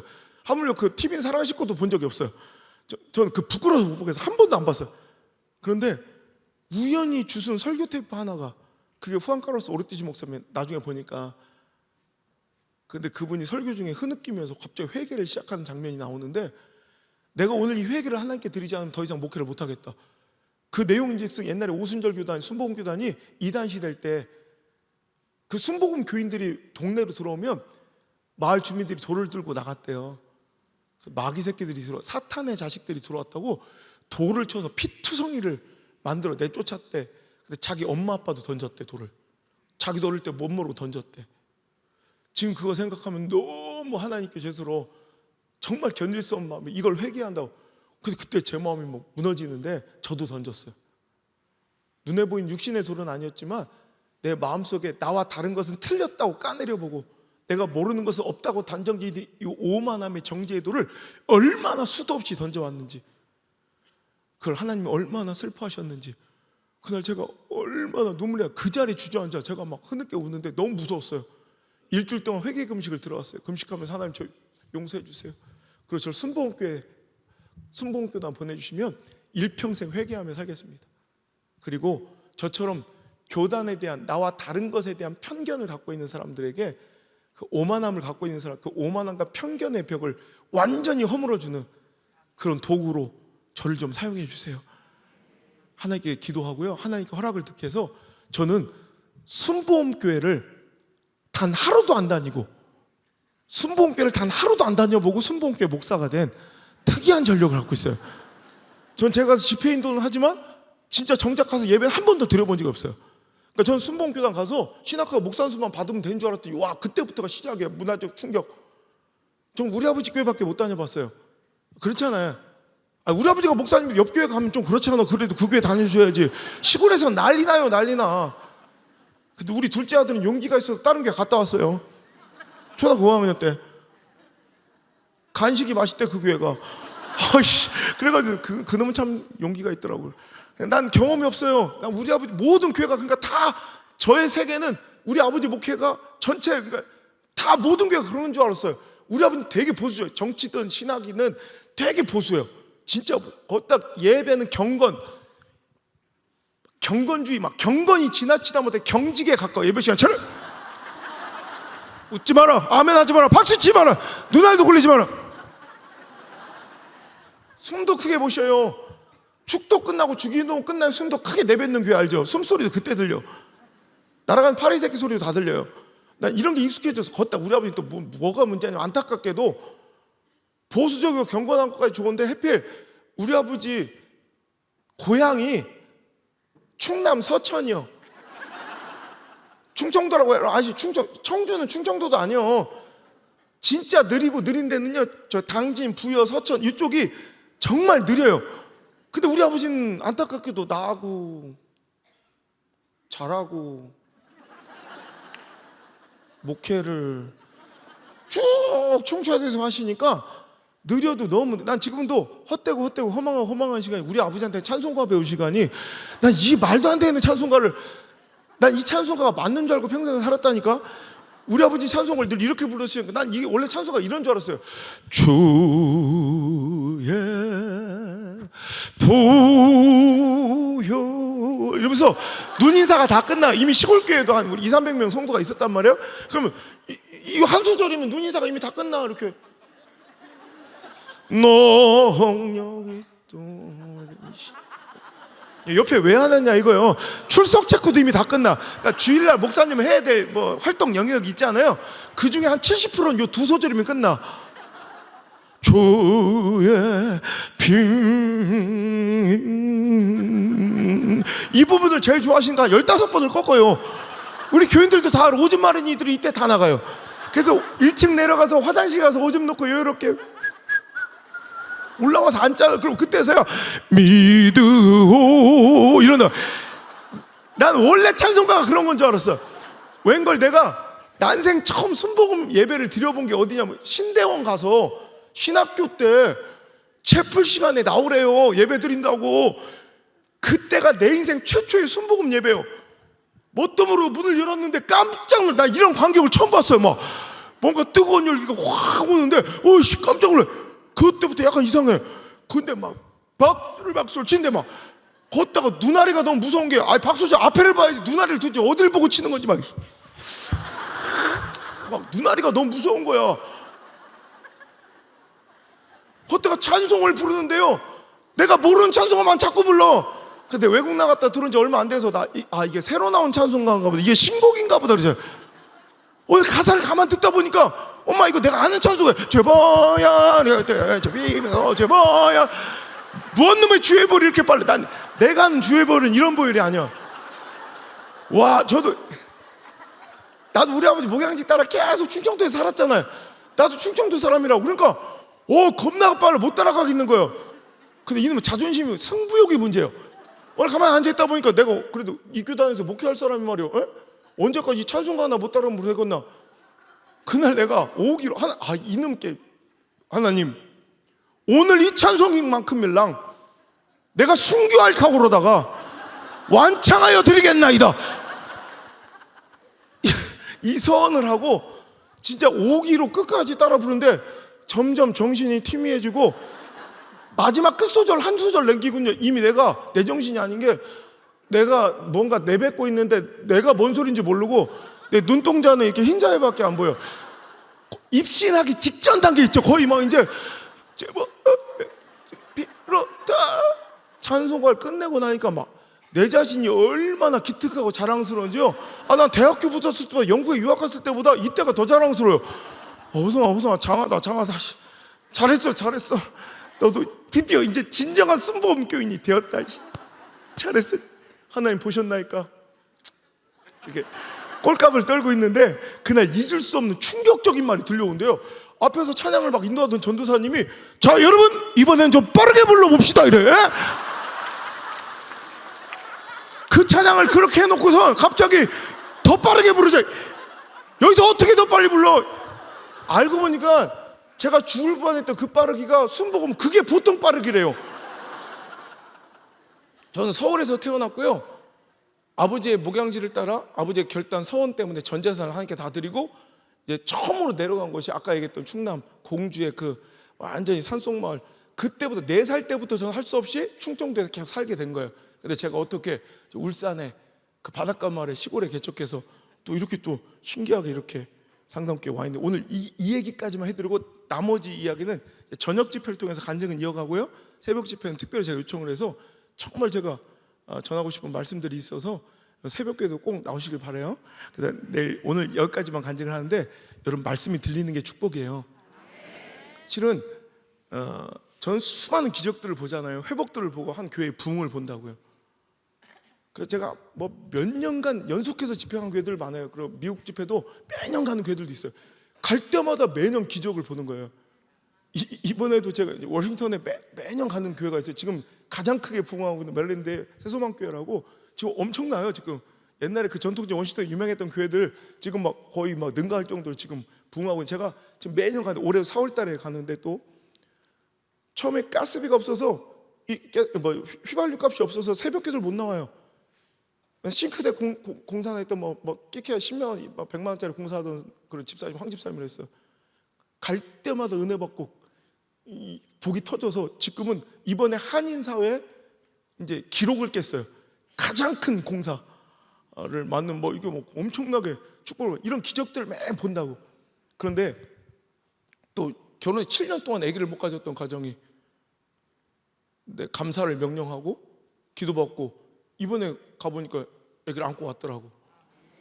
이런 기적들을 맨날 보는데 놀라운 거예요. 이게 가만히 있으면 여러분이 지금 아픔과 슬픔과 눈물과 절망과 실패와 가난과 여러분 상실과 고난과 깨어짐과 아픔과 억울함과 두려움과 제가 웬만한 어휘력이 잘 안 딸리는데 여기서 한번 졌다. 웬만하면 다른 데서 아멘이 한 4번 터져요. 근데 징그럽고 내가 청주 내가 다시 오나 봐라. 내가 진짜 하여튼 여러분의 눈물과 상처, 아픔과 실패와 그 모든 것들이 청주는 이상해요. 꼭 이렇게 엎드려 절 받아야지만 뭔가를 해줘. 가만히 시간 지나면 다 향기로운 추억이 되고 여러분 실패가 성공의 어머니가 될 줄 알아요? 아니라는 거예요. 그 아픔과 상처가 오히려 흉물스럽게 골마 터져서 냄새나는 흉터가 돼 있고 징그러운 여러분 끔찍한 여러분 고름이 돼 있는 사람들도 부지기수로 많아요. 아니 더 많아요. 하나님이 개입하셔야 돼요. 내 삶에 내 문제 우리 교회 개입하셔야 되는데 그럼 하나님 개입하시고 그 역사를 뒤집어서 역전시키시고 풀어주시고 회복시키시고 응답하여 주시고 부흥시켜 주시고 살려주실 사람들은 분명한 제 인생 내 심장을 걸고 반드시 여러분 공통점이 있어요. 어떤 기회와 통로 우리는 볼 때 우연처럼 벌어진 어떤 역사를 통해서 하나님 어떤 기회의 통로를 열어서라도 그 사람 내가 회복시키고 살릴 사람들 반드시 일으켜 존귀하게 사용하실 사람들은 반드시 말씀을 들려주세요. 반드시 말씀을 주세요. 그러니까 말씀이 들려지기 시작하고 그 말씀이 내 말씀으로 들려지고 내 심장을 뛰게 하고 눈물이 나고 전율을 당당함과 담대함을 뭔가 줬다면 이제부터 하나님이 개입하셨다는 가장 확실한 시그널이에요. 이번 집회 중에 여러분 한마디라도 하나님 말씀이 들려지길 바랍니다. 그 말씀 들리면 끝나는 거예요. 제가 그래서 제 신대원 수업 중에 여러분 들어오신 교수님이 한마디가 제 인생을 바꿨어요. 그냥 우리 교단의 역사를 얘기하면서 우리 교단 얼마나 힘들고 어려운 역사냐, 이단 소리 들으면 손가락질 당해왔다 지금까지. 그런데 지금은 다르다. 어쨌든 2000년 기독교 역사의 가장 큰 교회도 우리 교단에서 나왔고, 각 지역의 가장 큰 대형 교회들은 랜드마크처럼 각 지역에 여러분 순복음교회가 가장 큰 교회들일 때가 거의 대부분이에요. 그러니까 랜드마크처럼 그 지역에 항상 가장 큰 교회들은 이제 우리 교단이 차지하고 있으니 이 선배들 뒤를 따라 너희들은 당당하게 목회해도 돼. 옛날하고는 달라. 뭐 자신감을 가지고 당당하게 막 이렇게 자긍심을 고취시켜 주시는 말씀을 하시다가 갑자기 툭 내뱉던 한 마디가, 그런데 말이야, 다른 데는 다 됐는데 어째 이렇게 울산만 안 되나 몰라. 울산은 조용기 목사님의 고향이기도 한데 이상하게 40년 전에 조용기 목사님이 여의도 순복음교회가 전략적으로 진짜 제자들 한 명씩 다 보내서 그 지역에 그냥 개척이 아니에요. 거기는 300명, 500명씩 막 모여서 개척을 해요. 그럼 그 교회들이 여러분 아시는 것 같이 유명한 그 지역의 가장 큰 대형 몇천 명, 그 300명, 500명, 몇만 명으로 다 부흥돼 있어요. 그런데 유일하게 울산만 실패했대. 그러니까 여기 40년 전 공부도 진짜 많이 하신 유명한 목사님 내려보내고 아직 울산의 가장 금싸라기 땅에 교회도 다 세워주고 모든 시스템 지원을 계속 했는데 그 500명이 다른 데처럼 몇천 명, 몇만 명이 된 게 아니라 그 500명이 지금 200명으로 줄어 있어요. 그게 여러분 120만 명, 우리 울산이 120만 도시예요. 120만, 어때 중소 조그만 허접한 도시도 아니고 120만의 광역시에 우리 한국 교계 교단, 메이저 교단이 그래도 순복음은 그 교단의 메이저 교단의 가장 큰 대형 교회가 200명 교회예요. 울산 광역시에 우리 교회 나오기 전까지. 그렇게 안 된다는 거예요. 그러면서 야, 진짜 울산은 순복음의 무덤이야. 이 얘기를 하더라고요. 누가 가도 안 돼. 누가 가도 안 돼. 여기로 얘기해주면 이해하기 쉬울 거예요. 광주광역시, 인천광역시, 대전광역시, 대구광역시 이러면 어때요? 통합 측은 노회 100개 교회 정도가 소속된 노회가 어떤 광역시든 3개 정도 나와요. 그죠? 저는 그 지역에 다 연합성에 가보고 뭐 가니까 노회들이 100개 교회가 있는 노회가 2-3개는 반드시 있어요. 그죠? 근데 우리 울산광역시는 순복음, 여기로 말하면 시찰, 노회도 아니고 20개, 30개 교회가 모이는 시찰이 아직도 없어요. 아직도. 그러니까 울산광역시, 그러니까 여기로 말하면 울산 시찰이 하나도 없는 거예요. 그래서 대구만, 바로 위에 대구도 10,000명 개, 바로 밑에 부산도 큰 교회가 나와요. 울산만 안 돼요. 희한하죠. 그래서 울산은 아직도 울산 지방에가 시찰이 없어요. 울산 지방에가 없이 어디까지 가야 되냐면 20개, 30개 모으려면 울산광역시, 울주군, 경주시, 포항시, 울진군, 울릉군까지 싹 다 합쳐야 30개 교회 나와서 경상동지방 이렇게 불러요. 울산 지방이 아니라. 울자만 들어오면 다 같은데요. 울산에서 울진 가면 3시간 걸려요. 시찰 한번 갔다 오면 늙어요. 그러면서 울산은 순복음의 무덤이야. 누가 가도 안 돼. 그 얘기를 듣는데요, 울산은 순복음의 무덤이야. 심장이 쿵쿵쿵 뛰기 시작해. 터질 듯 뛰는 거야. 그래? 그럼 내가 가자. 내가 간다. 그래서 내가 살아있는 목적이 하나님 시퍼렇게 살아계심을 증명하고 드러내는 길이라면 이것보다 더 좋은 자리가 없다. 교수님이 강의 끝내고 강의실을 나가자마자 바로 총회관에 교단 본부에 전화했어요. 제가 신대원 1학년생인데요, 지금 이런 얘기를 들어서 그러니까 가장 어렵고 힘든 곳 하나만 찍어주세요. 내가 개척하러 갈 테니까. 그랬더니 장난 전화인 줄 알고 끊어. 계속 간사가. 나중에 계속 전화하니까 내 진정성을 알고 이제 알아보고 전화해 준다더니 며칠 만에 연락이 온 게, 정 그러면 울산에 온양이라는 시골 마을로 가래. 난 온양이면 온천인 줄 알았지. 그렇잖아요. 근데 울산에도 온양이라는 바닷가 마을이 있는데 거기는 천지창조이래. 단 한 번도 순복음교회가 발붙이지 못했고 아직도 순복음을 2단이라고 부르는, 아직도 우리 교회밖에 없어요. 지역 전체 연합성에 보면 한 50몇 개 교회 모이는데 우리 교회가 유일한 순복음교회. 아직도 만약에 네가 가서 개척하는 순간 그 지역 기독교 역사상 최초의 순복음교회가 생기는 거래. 전 최초 처음 이런 거 겁나 좋아요. 그러니까 여러분, 결혼도 하는 총각 전도사가 30살짜리 신대원 1학년생짜리가 심장 뛰는 소리 하나, 상황이 이끌어요. 여러분, 내가 그곳으로 갈 이유가 뭐가 있어요? 가능성? 확률? 뭐 분석? 통계? 그래프? 상황? 처지? 형편? 내 감정? 관계? 내 꼬라지? 나 아멘 할 때까지 할 거야. 문 잠궈. 이제 아무 나 몰라. 나 이제 자기들이 그런 거예요. 이건 설교 길다고 하지 말고. 여러분, 우리가 일반적으로 다음 스텝을 인생의 스텝을 결정할 때 고민하는 근거들에 이게 가능성 따라, 확률 따라, 상황 따라, 처지 따라, 형편 따라. 그래서 저는 30살짜리 총각 전도사가 아무것도 없이 무작정, 내가 그곳을 간 건 딱 하나, 하나님의 콜링, 하나님의 콜링, 하나님의 부르심에, 그 사명에 반응하는 펄떡펄떡 뜨기 시작한 그 사명의 심장소리 하나 나침반 삼아서 그냥 그 심장소리 하나 따라온 게 벌써 19년 됐어요. 19년. 내 나이 30살에 무작정 혼자 내려가서 혼자 아무도 없는 그 빈 땅에 울산광역시 울주군 온양읍 운하리 44-3번지 밭대기 80평을 산 거 혼자 거기 무릎 꿇고 혼자 눈물을 적시며, 하나님, 내가 왔는데 뭘 어떻게 해야 될지 모르겠어요. 저를 사용해 주세요. 혼자 기도한 게 저의 개척이 시작이 되었고요.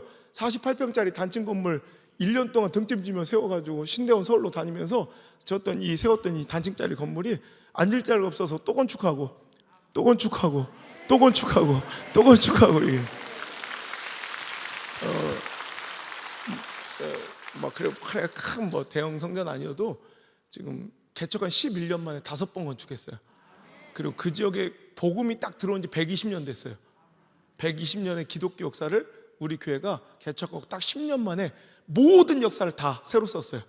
다 바꿔 새로 쓰고, 지금은 여러분 전 세계 전국을 두며 또 우리 이 교회 안에 오프라인 성도들도 있지만 미디어 성전 성도라고 전 세계 어딜 가도 있어요.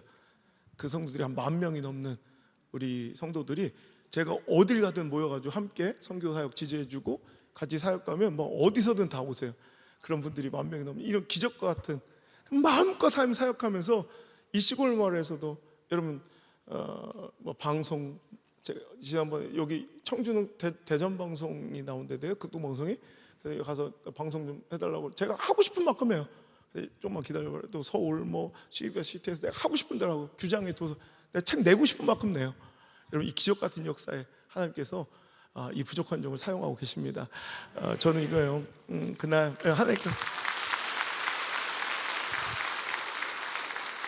아까도 우리 안 목사님 뵈면서 내가 막 너무 떠니까 우리 장로님들이 편하게 하셔요. 그래서 편하게 그냥 마음대로 그냥 편하게 하셔요. 근데 편해져야 말이죠. 그렇잖아. 그럼 난 지금도 꿈 같아요. 그랬거든. 난 지금도 기적 같고 내가 어떻게 여기 이렇게 서 있는지 모르겠어. 그러니까 진짜 내 삶이 너무 낯선 거예요. 나 지금도 어떤 데 거울 보고 울어요. 너무 감격해서. 제가 어느 날 우리 시골 동네니까 농길을 이렇게 걷고 있었어요. 몇 년 전에. 근데 갑자기 막 웃음이, 그냥 내 삶이 너무 웃긴 거야. 야, 어쩌다가 내가 이렇게 경상도에 와서 살게 됐지? 난 실은 내가 경상도 살 거란 생각을 전혀 못했어요. 좀 가보지도 않았으니까. 딱 하면 국민학교 때 수학여행으로 경주에 불국사하고 현대 자동차가 거기 한번 들렸던 거, 그게 유일해요. 내가 경상도에서 지금 생각해보면 제일 오래 살았어, 이제 내 평생 일생 중에. 그리고 야, 내가 어째 이렇게 또 경상도 중에 이 시골 마을에 살고 있는 내 자신이 너무 웃긴 거예요. 여러분, 내가 시골 살게 생겼어요? 저는 1년에 3번 이상은 그 공항의 면세점 냄새를 맡아야 살아요. 그리고 저는 한 달에 무조건 2번 이상은 그 백화점 1층 냄새 있죠. 백화점 1층에서만 난 흥업백화점이 백화점이요, 그게. 그럼 어디 뭐 마켓도 아니고. 명품 많은 딱 거기 들어갈 때 나는 냄새가 있어요. 백화점 1층 냄새. 그거를 한 달에 2번 못 맡으면 나 돌아버려요. 막 그런 내가 그 시골 마을에 살고 있는 내가 너무 웃긴 거예요. 거기다 내가 목사 돼 있는 게 너무 웃기고, 내가 목사가 되다니. 그리고 또 난 평생 감리교만 다녔는데 당연히 목회자가 감리교 목사가 될 줄 알았더니 내가 이 순복음 목사가 돼 있는 것도 웃기고. 그리고 또 제일 놀라운 거, 저는요 이렇게 돌아다니는 걸 싫어. 저는 우리 교회는 부흥회를 해본 적이 없어요. 우리 아버지도 부흥회를 안 좋아해서 부흥회를 해본 적이 없어요. 전 부흥사라는 말도 별로 안 좋아해요. 그냥 순회 설교자라고 불러달라고 그러는데, 나는 내가 어떻게, 전 사람 만나고 막 새로운 환경 가는 걸 되게 힘들어하고, 교제하는 것도 되게 좀 이렇게 어려워해서 한 사람 만나면 그 사람만 딱 만나고 이렇게 좀 그런 성격이에요. 그래서 우리 목사님, 우리 형님, 안 목사님이 저를 그 메이저 무대에 이렇게 자꾸 이렇게 소개시켜주려고 오래도 내가 부끄러워서 막 밥도 못 처먹고 막 도망가고 막 이렇게. 진짜 그게 너무 힘들어. 이제 좀 친해져 보려고 그래요. 내가 이름이 안 3일만 돼, 3일절만 돼서도 안 만나. 광복이죠, 광복은. 이건 한번 만나볼 만하다. 그래서 내가 이제 깜짝 놀랐어요. 나 보통 분이 아닌데 광복절날 갑자기 카톡에 생일자가 뜨는 거예요. 무슨 생일 축하했더니, 그래서 그래서 왜 안 광복이 아세요? 광복절이 생일신 거? 난 잘못하면 안 복날 될 뻔, 안 대복. 나 대복에 태어났고 평생 개 잡을 뻔했다고. 이런 걸 좋아하네? 알았어 이제. 나 도대체 여기 유머 코드를 못 잡았는데 이제 알았어. 이런 걸 겁나 좋아하는 걸 알았어. 이런 거 200개도 더 있어. 하여튼 내가 이렇게 돌아다니면서 막 사람 만나, 지난주 내년 스케줄이 얼마나 많은지 진짜 만난 사람이 몇만 명 된 것 같아. 너무 이게 막 힘든 거야. 이런 삶을 살고 있는 게 너무 좀 신기한 거예요. 제 성향상은 이럴 수가 없거든. 거기다가 또 제일 놀라운 건, 또 오늘 자고 있는데 엄마 깜짝이야, 옆에 자고 있는 여자가 부산 여자야. 내가 화요일날 한번 데리고 올게. 이게 어디 잘 안 따라다니는데, 네, 쪽팔려서 얘기도 안 하는데 여러분 자기들만 알고 있어요? 나 선 봐서 결혼했다. 나 지금도 나 부끄러워 죽게. 아니, 선이란 단어가 나한테 가장, 형님한테는 어울릴 단어지. 선은 몰라요. 이름이 뭐예요? 그냥 같이 살아요. 그럼 옛날에나 있었던 일이지. 쟤는요, 다른 건 몰라도 운명적인 사랑을 어릴 때부터 그 결혼에 대한 로망이 되게 컸어요. 그래서 저는 대학교 다닐 때 그 팬클럽이 있었잖아요. 그럼 막 사람들이 막 그렇게 쫓아다니고 그랬는데도 저는 미팅도 한 번 안 했어요. 대학교 때 저는 소개팅도 안 해요. 왜냐하면 저는 운명적인 만남을, 어릴 때부터 저는 인위적인 만남을 싫어했어요. 진짜 운명적인 첫사랑을 만나 결혼하는 거, 그게 제 꿈이었어요. 진짜 사랑에 대해, 그 결혼에 대한 내가 환상이 딱 있었던 것 같아요. 그래서 제가 꿈꾸는 만남을 이렇게 막 극적인 운명적인 만남 있잖아요. 저기요, 아저씨, 이거 흘리셨는데? 따라라라라라라. 이런 만남을 꿈꿨다니까. 선이 뭐예요, 쪽팔리게. 내 인생의 첫 번째 선이자 마지막 선이 그 여자예요. 여러분 딱 선 봐서. 그래서 우리 교회는 성지순례처럼 저기 해운대 앞에 2층에 스타벅스를 성지로 가요. 그래서 우리 집사람 만났는데 선 본대요. 이렇게 만나고 5분 만났고 5분. 그러니까 결혼식장에 딱 한 달 반 만에, 선 보고 한 달 반 만에 딴 이게 목사님 앞에, 주례 목사님 앞에 딱 선 게, 결혼식장에서 이날 본 게 다 합쳐야 5번째예요. 그러니까 이거 약간 지금은 약간 헷갈려요. 와 있을 수도 있어. 지금 내가 집에선 잘 찾아. 근데 이렇게 섞어놓으면 잘 못 찾아요. 별로. 솔직히 말하면 나 이렇게 12년 전부터 하루도 안 빼고 나와 있잖아. 그러니까 솔직히 몇 번 본 적이 없어요, 결혼해서도. 진짜요. 오히려 내가 수행비서를 더 자주 보지. 약간 헷갈릴 때도 있어요. 그러니까 첫 번째 이 선 봐서 결혼해가지고 너무 웃겨. 부산 여자랑 한 달 반 만에 결혼해서 3남매를 출산했죠. 아들, 딸 이렇게. 우리 감격이 없어요. 내가 그냥 딸이면 자랑도 안 해요. 아니 봐봐, 아들 연년생 낳고 막내가 딸이라면 그런 거 있어요. 우리 옛 어르신들이 딸 낳고 아들 낳고 똑같은 성비래도 아들 2명에 딸 하나 놔도 다 그게 똑같은 게 아니라 딸을 첫째로 낳아야 돼. 딸, 아들이면 금메달, 아들, 딸, 아들이면 은메달, 아들, 아들, 아들이면 목메달 뭐 이래요. 집안이 막 어두컴컴하고 침침하고, 엄마는 나 50 먹을 때까지 라면만 끓이다 죽는다는 거예요. 막 라면 끓이면 또 상차리고 또 상차리고 또 뒤돌아가면 또 상차리고, 막 설거지하고 또 상차리고 또 라면 끓이고. 근데 나는 목메달 될 뻔했잖아. 아들, 아들인데 딱 극적으로 우리 안나가, 우리 천사, 우리 공주, 난 아직도요 우리 안나 자고 있으면 가끔씩 이렇게 신기해서 등짝을 이렇게 만져봐. 혹시 날개가 달렸나 싶어가지고.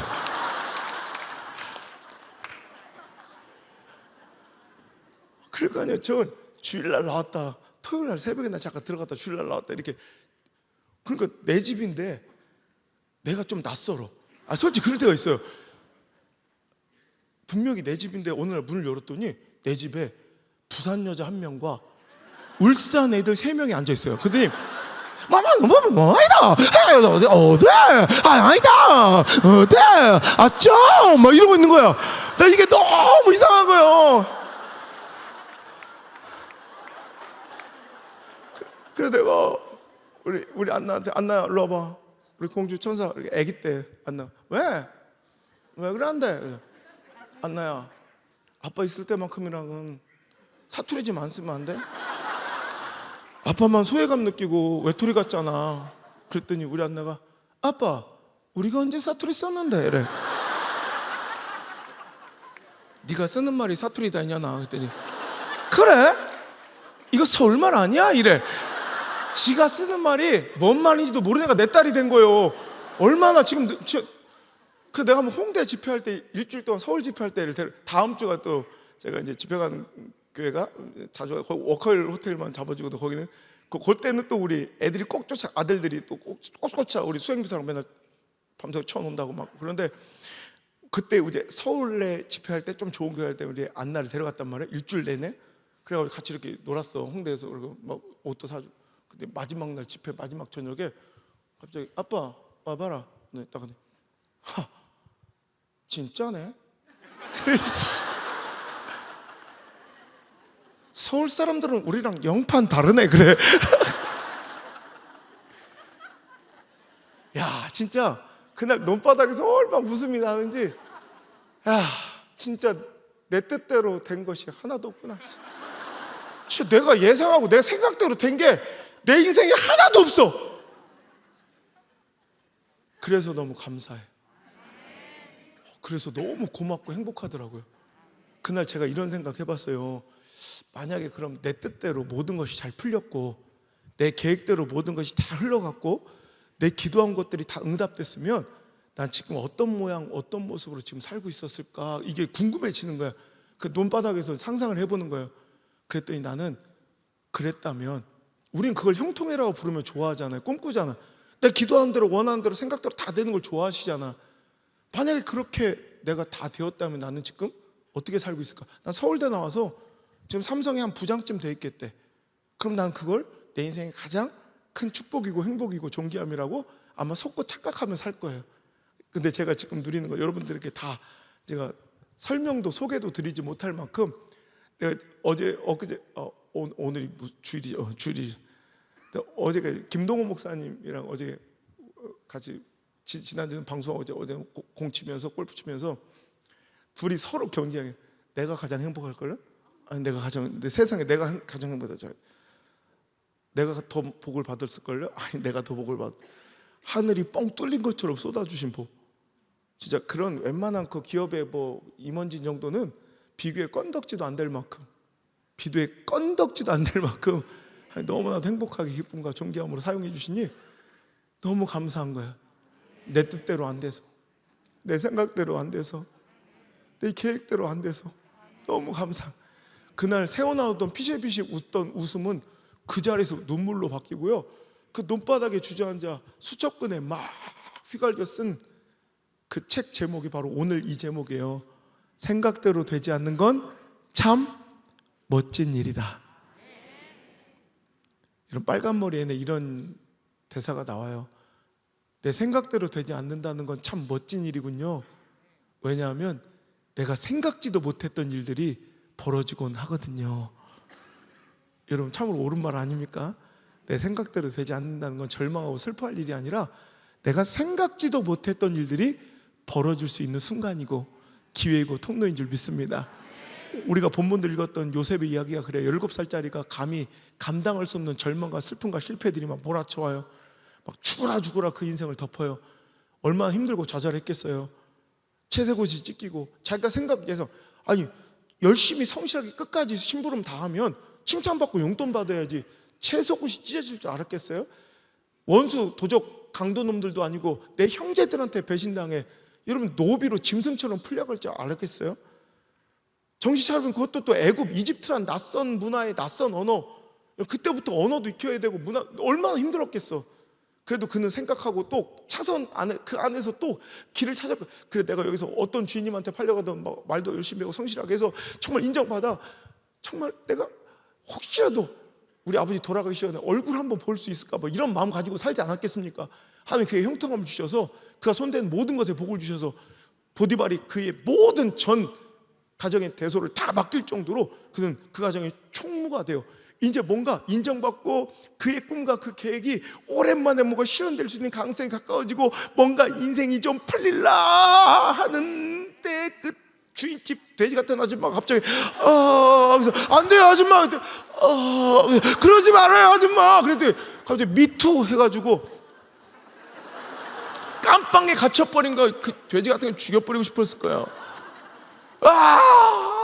얼마나 서럽고 아픈 순간이었을까. 억울하고 상처 입고 배신당하고 막히고 찢어지는 내 인생 어찌 이렇게 되는 것이 없을까 아마 정말 절망했을 거예요. 근데 그건 지극히 아주 단기적인 시선이고 요셉의 개인적인 주인공 1인칭의 시점이죠. 여러분 우리가 아시거니와 전지적 작가 시점에서 그의 인생을 내려다보니 그건 절대 그게 실패예요? 그게 절망이에요? 그게 억울한 거예요? 그게 외로움이에요? 그게 고독이고 그게 상실이에요? 아니죠. 자기 스스로는 스스로 꿈도 꿀 수 없는 하나님의 완벽하신 계획. 스스로는 기도도 못해요. 나 이집트의 총리 대신 되게 해주세요.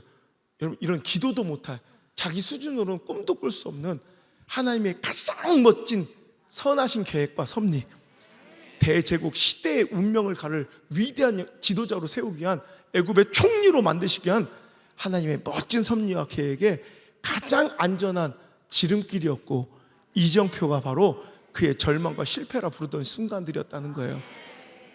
여러분 그 이야기가 우리와도 다르지 않을 줄 믿습니다.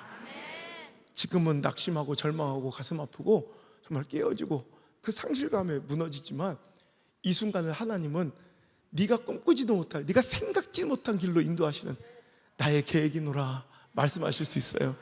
저처럼 말이에요. 여러분 오늘 성령의 감동으로 여러분께 고백합니다. 여러분 혹시 자녀의 문제로 가슴 아프고 오늘도 어려움을 당하는 분들이 있습니까? 이번 집회 꼭 나오시고요.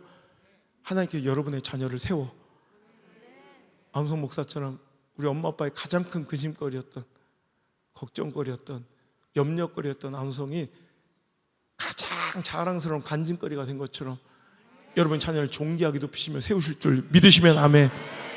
여러분 우리 삶이 그래요. 여러분 2022년도 어떻게 사셨어요? 새해가 시작되고 이제 막 힘차게 뭔가 회복되어 부흥을 향해 달려가는 우리 상상교회 여러분 가정, 여러분 2022년도 여러분 뜻대로 모든 것이 잘 풀렸어요? 여러분 계획대로 다 이루어졌어요? 여러분 생각대로 되지 않았던 수많은 일들이 있으셨죠? 축하드립니다. 여러분 생각대로 되지 않는 건 참 멋진 일입니다. 이제 여러분 생각지도 못했던 일들이 여러분 삶에 벌어질 줄 믿으시면 아멘. 여러분 뜻대로 되지 않는 건 참 멋진 일입니다. 이제 뜻밖의 하나님의 위대한 역사가 시작될 줄 믿으시면 아멘. 여러분 예상대로 되지 않는 건 참 멋진 일입니다. 내 스스로 예상치도 못할 인간의 허접한 인본주의 계산질로는 답도 안 나올 하나님의 개입, 하나님의 역사, 그 신의 한 수가 내 삶과 내 가정과 내 자녀들의 인생에 시작될 줄, 개입될 줄 믿으시면 아멘. 할렐루야. 그 믿음으로 하나님 나를 사용하여 주옵소서. 이번 집회를 통해 나를 선택하여 주셔서 우리 가정을 선택하여 주셔서 우리 교회를 선택하여 주셔서 하나님의 시퍼렇게 살아계심을 증거하게 도와 주시옵소서. 은혜를 내려주셔서 이번 집회를 통해 회복되게 하옵소서. 풀려지게 하옵소서. 역전되게 하옵소서. 부흥하게 하옵소서. 주여 저희들을 살려주시옵소서. 주의 이름을 크게 외쳐보려 우리 간절히 한번 기도합니다. 주여. 살아계신 하나님 아버지, 하나님께서 사랑하시고 귀히 사용하시는 안호성 목사님을 통해서 하나님이 얼마나 시퍼렇게 살아 역사하시는 하나님이신지를 듣게 하시니 참으로 감사합니다. 우리가 수없이 많은 계획을 세우고 여러 가지 일들을 분석하고 디자인하고 설계하고 원하는 대로 노력을 하였지만 뜻한 대로 이루어지지 않아서 얼마나 많은 불면의 밤을 지내고 얼마나 많은 고통과 한숨들을 내쉬며 때로는 하나님을 원망하기까지 했던 우리들에게 내가 생각했던 대로 되지 않은 것도 하나님의 놀라운 은혜요, 합력하여 선을 이루실 하나님을 찬양할 수 있는 복음의 통로 축복의 기회로 삼아주신 것 참으로 감사를 드립니다. 이번 집회를 통해, 이번 성회를 통해 하나님과의 관계가 온전하게 회복되게 하여 주시옵소서. 식어버린 우리의 심령이 다시 뜨거워지게 하시고 은혜가 회복되는 역사가 있게 하여 주시옵소서. 절망과 좌절과 패배감에 사로잡혀 있던 우리들에게 길이요 진리요 생명 되시는 예수 그리스도만이 우리의 참 소망임을 다시 한번 믿음으로 선포하게 하여 주시옵소서. 주님, 수많은 여러 가지 질병과 재정의 문제와 진로의 문제와 관계의 어려움 속에서 어찌할 바 알지 못하는 저희들입니다. 여리고성같이 철옹성처럼 단단하고 견고해 보여서 그 앞에서 주저앉고 눈물과 한숨을 쉴 수밖에 없었던 우리들에게 귀한 말씀을 통해서 용기를 주시고 분명한 믿음의 확신을 허락해 주시니 감사합니다. 믿음으로 선포케 하여 주시옵소서. 믿음으로 담대히 나아가게 하여 주시옵소서. 눈앞에 있는 모든 여리고성은 무너질 지어다. 눈앞에 있는 모든 홍해바다는 갈라질 지어다.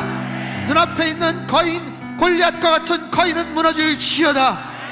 놀라운 성령 체험의 시간이 되게 하시고 선포된 말씀이 잘 박힌 못과 같이 아로 새겨지며 우리의 심령 골수를 찔러 쪼개며 그 말씀 붙잡고 일평생 주님 앞에 결단하며 나아가게 하여 주시옵소서. 하나님, 귀한 자리입니다. 이 귀한 성의 시간 놓치지 않게 도와주시고 말씀을 들으면서 생각나는 이 자리에 같이 왔으면 좋았겠다 싶은 사람들 연락해서 이 자리가 차고 넘치게 하여 주시옵소서. 우리 자녀들이 이 자리에 와서 은혜 받게 도와주시옵소서. 하나님, 식어버린 하나님 우리의 남편과 우리 주변에 있는 사람들, 그들이 다시 이 자리에 와서 말씀으로 은혜 받고 성령 체험하며 주님 만나는 역사가 있게 하여 주시옵소서. 안호성 목사님 건강을 지켜주시고 성대를 보호하여 주시고 집회 마칠 때까지 하나님의 주님 그 이후에 모든 사역 모든 삶의 장도 하나님께서 지켜보셔서 하나님의 귀한 복음의 역사를 마음껏 펼치고 선포하는 하나님의 거룩한 종으로 주님 들어 사용하여 주시옵소서. 이 저녁에도 귀한 물질 주님 손에 의탁합니다. 성령 하나님, 하늘의 신령한 복과 땅의 기름진 복으로 넘치도록 부어 역사하여 주시옵소서.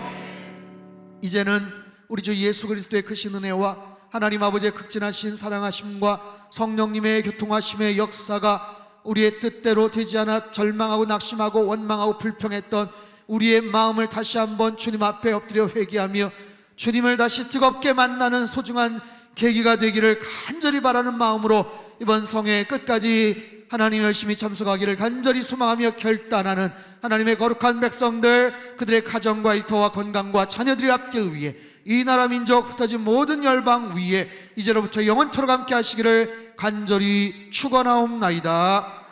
아멘.